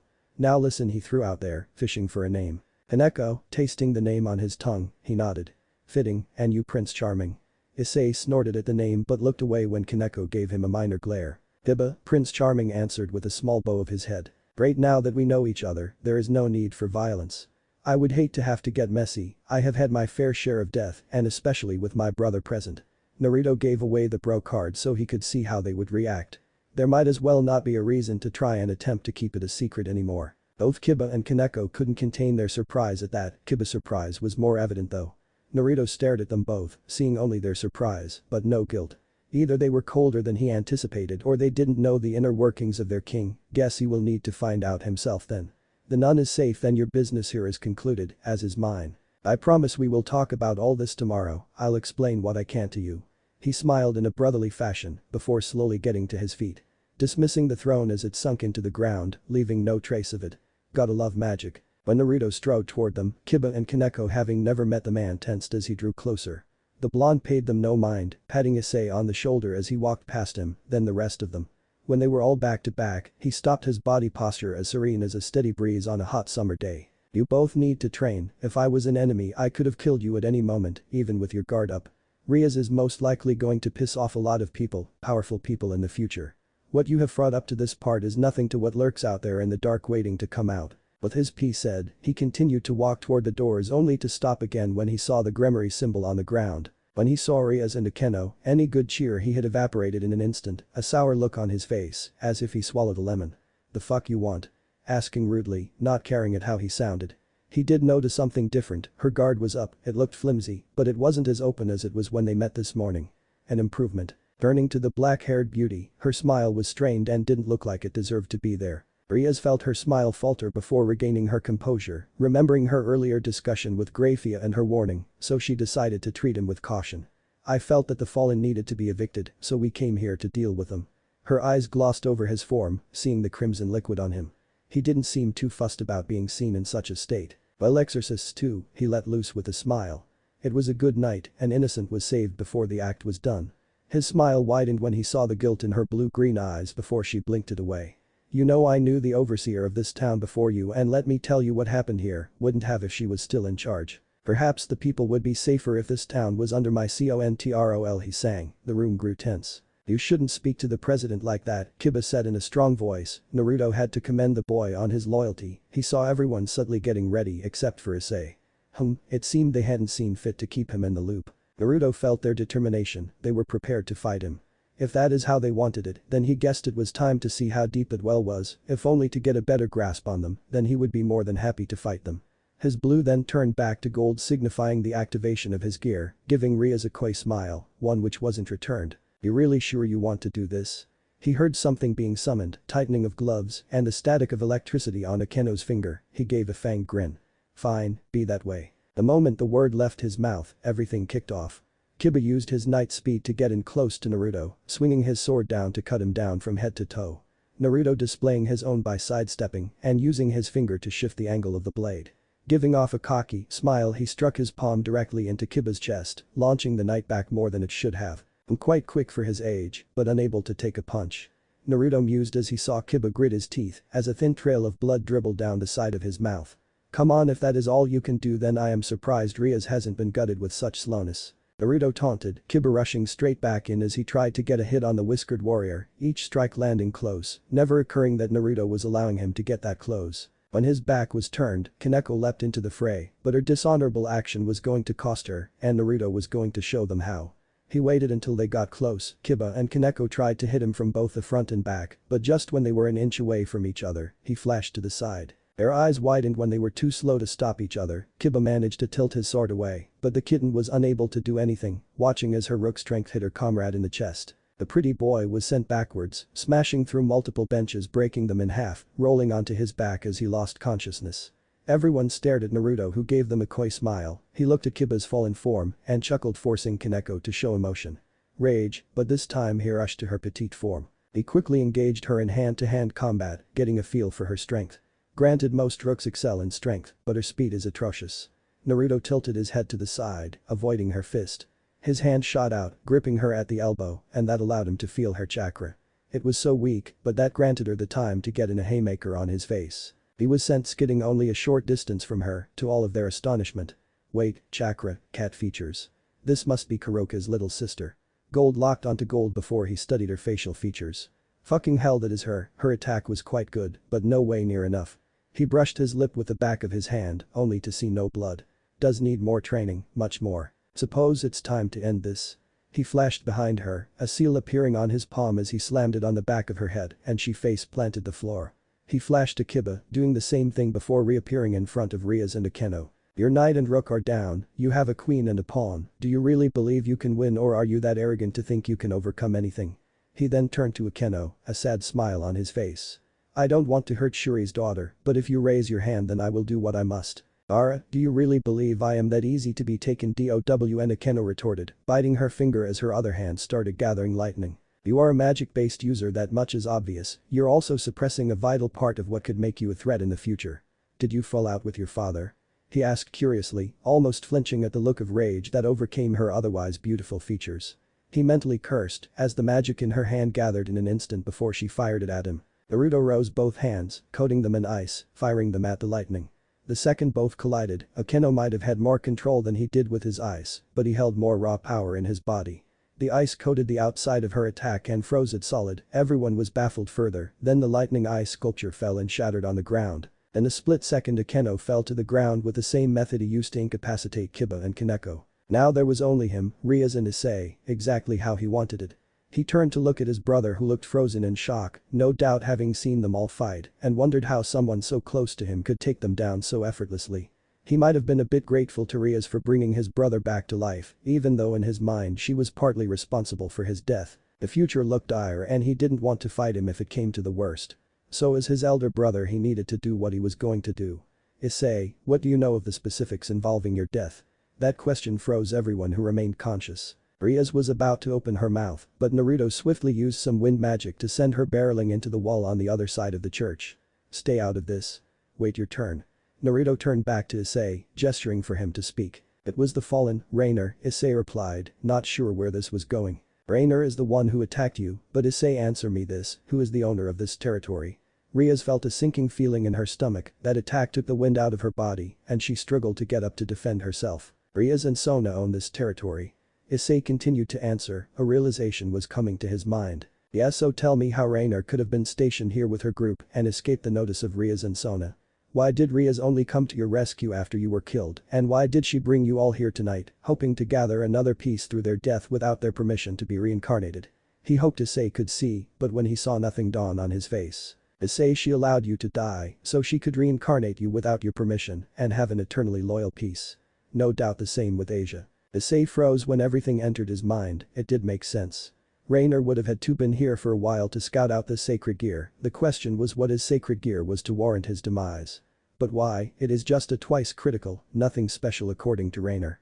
Issei cried out, everything was unraveling. It is one of the 13 Long-Ina sacred gears, capable of performing extraordinary feats, even killing a god, Naruto supplied helpfully. I know it wasn't your choice for any of this, but I can change you back or you could join me, and I will keep you safe, even if they declare you astray. Will you come with me, brother? Naruto held out his hand with an imploring gaze. Rias gripped the wall to get back to her feet, it was a slow process. Her speciality was more magic-based, so her physical capabilities were weak. Hearing everything Naruto had said made her fear for her life and her peerage, they were innocent of all this. It had been her selfishness and greed that allowed this to happen, all because she wanted to be free of her engagement to that bastard. Issei, earning his attention as he looked at her, she gave him a sad smile, perhaps it was time to be truthful. What he said is correct, I did allow you to die, and I am sorry for that, there is something happening in the future, and I needed more people to assist me with it.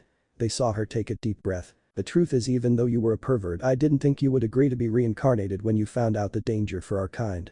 So I allowed you to die because it was the easiest option, but I was wrong and for that, I apologize from the bottom of my heart. She bowed down to her waist, something akin to kneeling in their culture. Naruto couldn't actually believe she did that, and worse, everything she said was truthful. He felt her guilt and how honest she was with her apology. Dislike or not, he would admit that it took her a lot to swallow her pride and do that. This put him in a tight spot now, attack her and most likely kill her and risk Issei turning against him or let her go. Rias, I can forgive you, but please don't do all this again. People should have a choice before becoming a devil. Issei said with a small smile. Rias shared it. Naruto eyes widened, forgiving the one who let you die just like that. No, he wouldn't accept it. He started to chuckle, slightly, then it got louder as they both stared at him. Just like that. Naruto raged, clenching his hand into a fist. She is responsible for you dying, been thrown into this fucking world, and just like that you forgive her.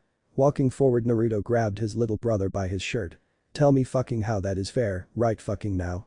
Growling, his eyes looking as menacing as ever. Issei should have been frozen in the face of such anger, but instead, he smiled softly. Doesn't everyone deserve a second chance? Naruto eyes widened, remembering how many people he forgave who all tried to kill him at one point.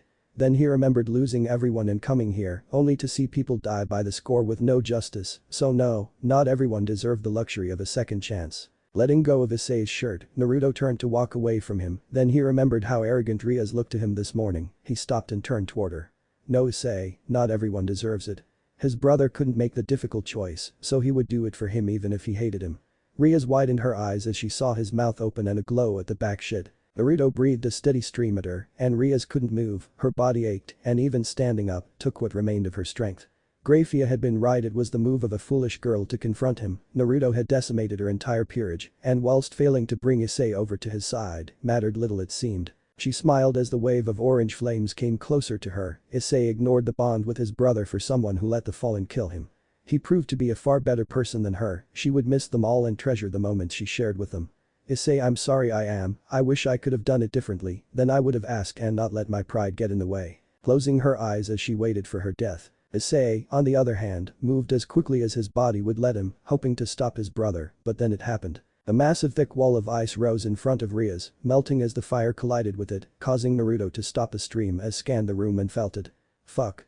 He was frozen in a solid ball of ice, only his eyes being able to move, stopping when he saw her. Grafia seeing the silver-haired beauty for the first time in 5 centuries. The beauty he'd rejected so long ago came to light with both Kiba and Kaneko in her hold, gently placing them down next to Akeno.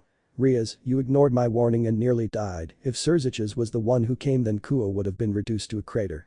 Her voice was colder, both because of the situation and at the sight of the man who broke her heart. Rias tried to apologize to her sister-in-law, but she was having none of it. Clicking her fingers as all of the men say who looked at his brother one last time before they were gone, leaving only the two of them alone. Awkward. When they were gone, Naruto shattered the ice around him, sending the shards scattering around the church. He strode out, walking a little toward her before stopping. "What are you doing here?" Naruto asked, tucking his hands into his pockets. "Protecting my sister-in-law from you evidently," Grafia answered. "Why are you trying to kill the little sister of my husband?" Grafia asked this time, and revealing she had moved on and found love after him. If Naruto looked to be bothered, he didn't show anything, his face like a rock. "I wasn't trying to kill her, we both know if I was serious this room would have been redecorated with her blood." He clicked his teeth. "I heard you got married, a grandiose affair, I am sure, the famous love story of the future Lucifer and the strongest queen." The sarcasm made her frown. "Yet they are all failing their promise to me, once again I have been taken for a fool for trusting your fucking race." His gold started to burn, becoming a beacon in the vast darkness. "Naruto, that is not true, you know all the pressure they are under." That was the wrong thing to say as he sneered at her face hiding the hurt from such an expression being directed at her. "Pressure, yeah. Surziches and Serafal are massive cis-cons, Ajuka spends most of his time in his lab, and don't you dare get me even started on Falbium. If I had known it would have turned out this way, then I would never have helped them, let them rot for all I care." Grafia's mouth opened to defend her husband and the other Mau, but nothing came to mind in what she could say in their defense. They neglected the one thing he asked for after he gave up so much so they could continue to survive. "You can see then. Your people used me and I lost someone most precious to me, and one simple fucking promise." Naruto roared at her, causing her to flinch. "They are fucking pathetic, they fear political power so much, then I'll give them something to truly fear, I will promise you that. Especially when there are 7 billion lives on the line." That sent warning bells. Grafia tensed, knowing exactly how much damage Naruto could and would cause to not just her faction, but the entire supernatural world.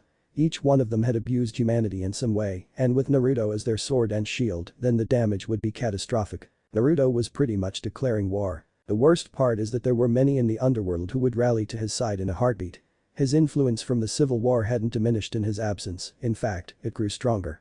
Many who served with and under him still adored him, eagerly awaiting his return even to this day. "I guess the unsung hero lives on," Grafia thought. Most of the elder devils who were against his rise tried to bury him in the annals of history. Many feared him as his political presence grew, they feared being overthrown, and a traitorous part agreed that maybe that wouldn't be so bad. They caused problems for everyone with their desire to keep the blood pure, making many of the newest generation arrogant, believing those who were reincarnated deserved less, and simply being acknowledged as a half-devil was enough. Being stripped of their free will and forced to do any task asked of them, no matter how immoral. They claimed devils were creatures of sin, and yet quick to cower behind their fancy titles when they were cornered. Naruto presented change, a human by their classification equaling them in political prowess, it was unheard of. They feared becoming obsolete, and they were right to. Naruto gave their narrowed view of life a metaphorical middle finger, and with the negligence of the Mau. Naruto practically had an army at the ready. Naruto was a threat, perhaps the greatest they or any race would encounter. It was her duty to fight him, and yet seeing him in front of her not even 50 paces, and she couldn't find it in her. The sight of the man brought back a feeling of old she swore had died with his walking away. "I am sorry, Naruto, I know I shouldn't be the one apologizing, but oh god," ignoring the slight flinch. "I am, you gave up so much and we spat on it, his gaze softened. "The past will not remain there, Grafia, too many lives had been lost. I helped them because they swore to protect humanity and not allow it to be continued to be abused. Right now they cower before some relics who need to see their time has passed and play the role of cis-cons." He shook his head. "I cannot allow every life lost to be for nothing, they need a voice." He gulped for what he was about to say. "I'm sorry, but my patience has limits, and right now it is at the edge, I am struggling to see any redemption for the supernatural." Grafia digested everything he said, hearing the pain in his voice. Had they finally pushed him too far this time? Grafia desired an answer to that question, but why must she find him now only for him to be at the edge again? The problem was that even given their history, Grafia realized that with him standing in front of her, she didn't want him to leave her life again. "What does this mean for us?" Her mouth went against her. Naruto didn't answer for a second, just looked at her. "There can never be an us, war is coming." He said ominously, referring to the Cows Brigade, "You shouldn't be hearing any of this, if you don't report this, then you'll be tried." He wanted her life to be perfect, just as they used to speak about when the Civil War was over with. To say there could never be anything between you and someone else who you liked was completely different than thinking it. That is why when he left the underworld after breaking her heart, he fell into Irene's bed. It was wrong, but he needed to de-stress like everyone else, and she was more than willing to provide an outlet for him. It was purely physical at first, but then he started to fall for her, and he did love her. This is why it was confusing when she mentioned him acquiring a harem. It had been confusing to him, but he gave up on trying to understand the motivation behind her decision. There were only a few people in this dimension that he could say he felt something real for. Grafia being one of them, yet now she was forbidden fruit, she had a husband and a child if he guessed correctly. So why was he still here speaking with a woman he once and maybe still felt something for? Oh my, such intensity. A voice purred. Am I interrupting something? A seductive voice asked. Naruto actually sighed to himself although he did smile when he recognized her instantly. Grafia's face frosted over, her posture grew tense at the new arrival. Speak of the devil and she'll appear as the saying goes. Hello Irene. Alma and Faith having reappeared in one of the many empty rooms of his house, Asia and Toe, Alma mentally removed the thin rag on her, leaving her almost in her birthday suit. Putting her under the covers, making sure she was secure and warm. When she was happy with her work, Alma sat down and continued to watch her with wonder flooding her gaze, the same expression from when she first saw her. Faith noticed the look and just had to ask. What is with the expression? Summoning a comfortable chair before she sat down, snuggling into the softness of it, trying to calm the concern she felt for her surrogate father figure. Her fear didn't stem from any physical complications, it was his mental factor. Naruto took on too much, and this whole situation was already bearing down on his already unencumbered shoulder, his faith in them was shaky at best. Issei was one of the most important people to Naruto, and his death had struck a great blow. Naruto would blame himself for not doing enough when he was already stretched thin enough, taking care of them, the hero faction and the mistreated people of the world. Naruto helped Miki and Goru bring Issei into the world, helping stabilize her throughout her pregnancy, so to see him as a devil and now hurt him a lot. There were times when Naruto was hurt a great deal and made irrational decisions, and being a creature of his power. Well, he had proven capable of reshaping the earth if he desired so, everyone in the Regeneratorum knew it possible. A good majority of us wondered why he kept holding out hope, allowing these miscreants to hurt and disappoint him. The day she saw a bit more of that hope disappear, the injustice of this world had finally pushed him far enough after 1500 years. The worst thing possible for Naruto was to lose his light and belief in a better tomorrow, anyone close to him could see he was going to shatter soon. The result would be world-changing, and she wasn't sure they could avoid innocent casualties. Faith would follow her leader to the end, they all would. The Cows Brigade was an animal that would need to be put down, even with both their and the hero faction's membership with them. They were vile, pathetic little creatures, and many only stayed away out of fear. That wouldn't last long, imbeciles often repeat the same course of action expecting change. So why not strike first? Who dares wins. I sense her purity, it's interesting, Alma replied to her. Asia's innocence to their corrupt world purely astounded her. Alma had glimpsed into her mind, eager to learn more, she desired the truth. That was when she saw her time with the church, left from birth, being used and then thrown away. Alma grew a dislike for these holy men and the warriors of heaven, for them to use a girl and then throw her away after one incident. Their lord would be ashamed at how far they have fallen, Alma would make them pay. Another problem was that she wanted her to stay and be her friend, yet Asia was very attached to Issei in their brief time together, and that could spell her desiring to become a devil in the future. Faith glanced at her for a moment before she replied. Yeah, I suppose she is, do you remember the last owner of Twilight Healing we encountered? Faith asked out loud, not bothering to imagine her reply. They both felt it, Naruto's power even from here. Faith had a worried expression, and Alma clenched her hands tightly. He is angry, very angry, disappointed and finally palpable anger. I can feel various emotions, suggesting multiple people are there. Alma turned away from her new interest, looking in the direction of the church. Her long hair hiding her expression.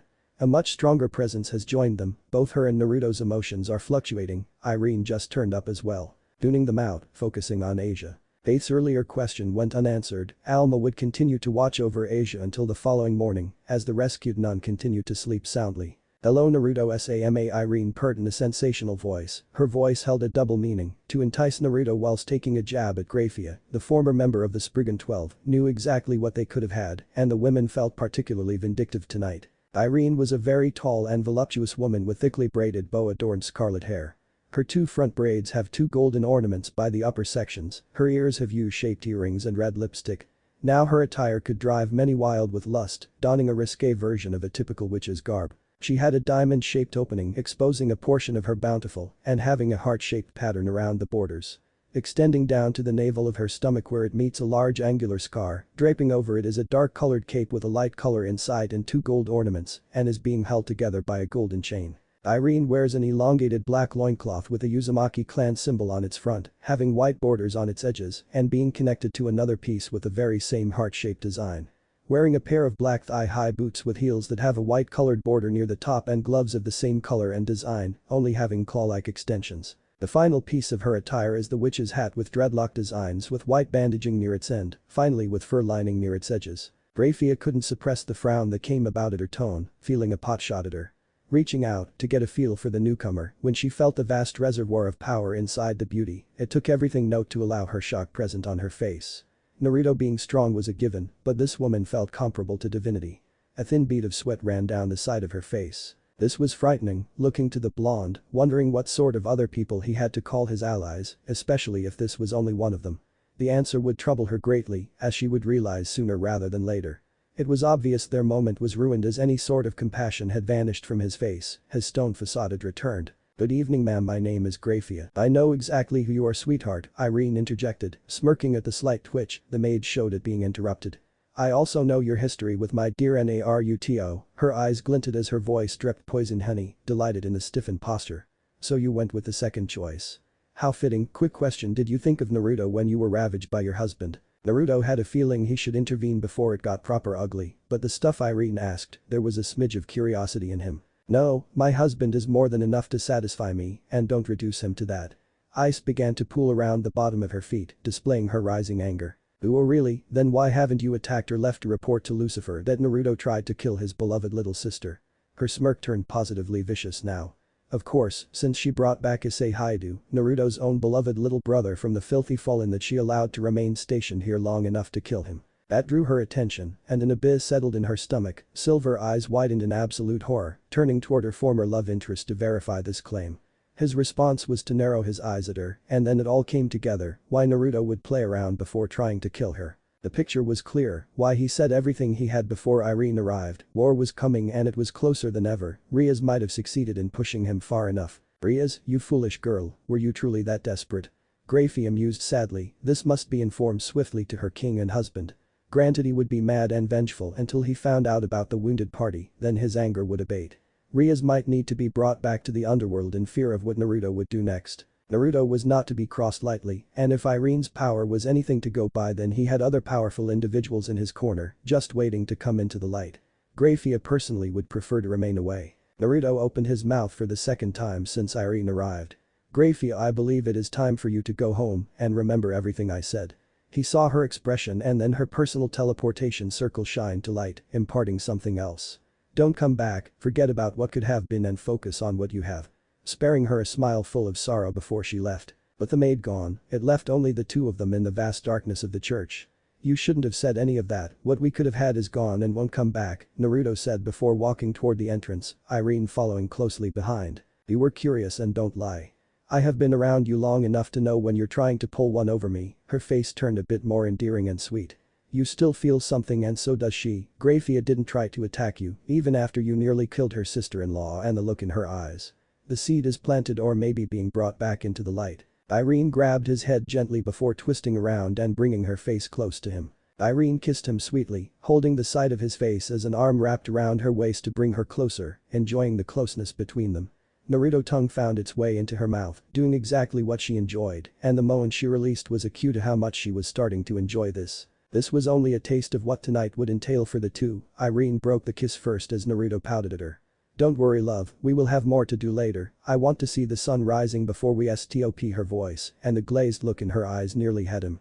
He gave a fanged smirk before they left the church. Standing outside, Naruto turned to look at the fallen apart structure. "Irene?"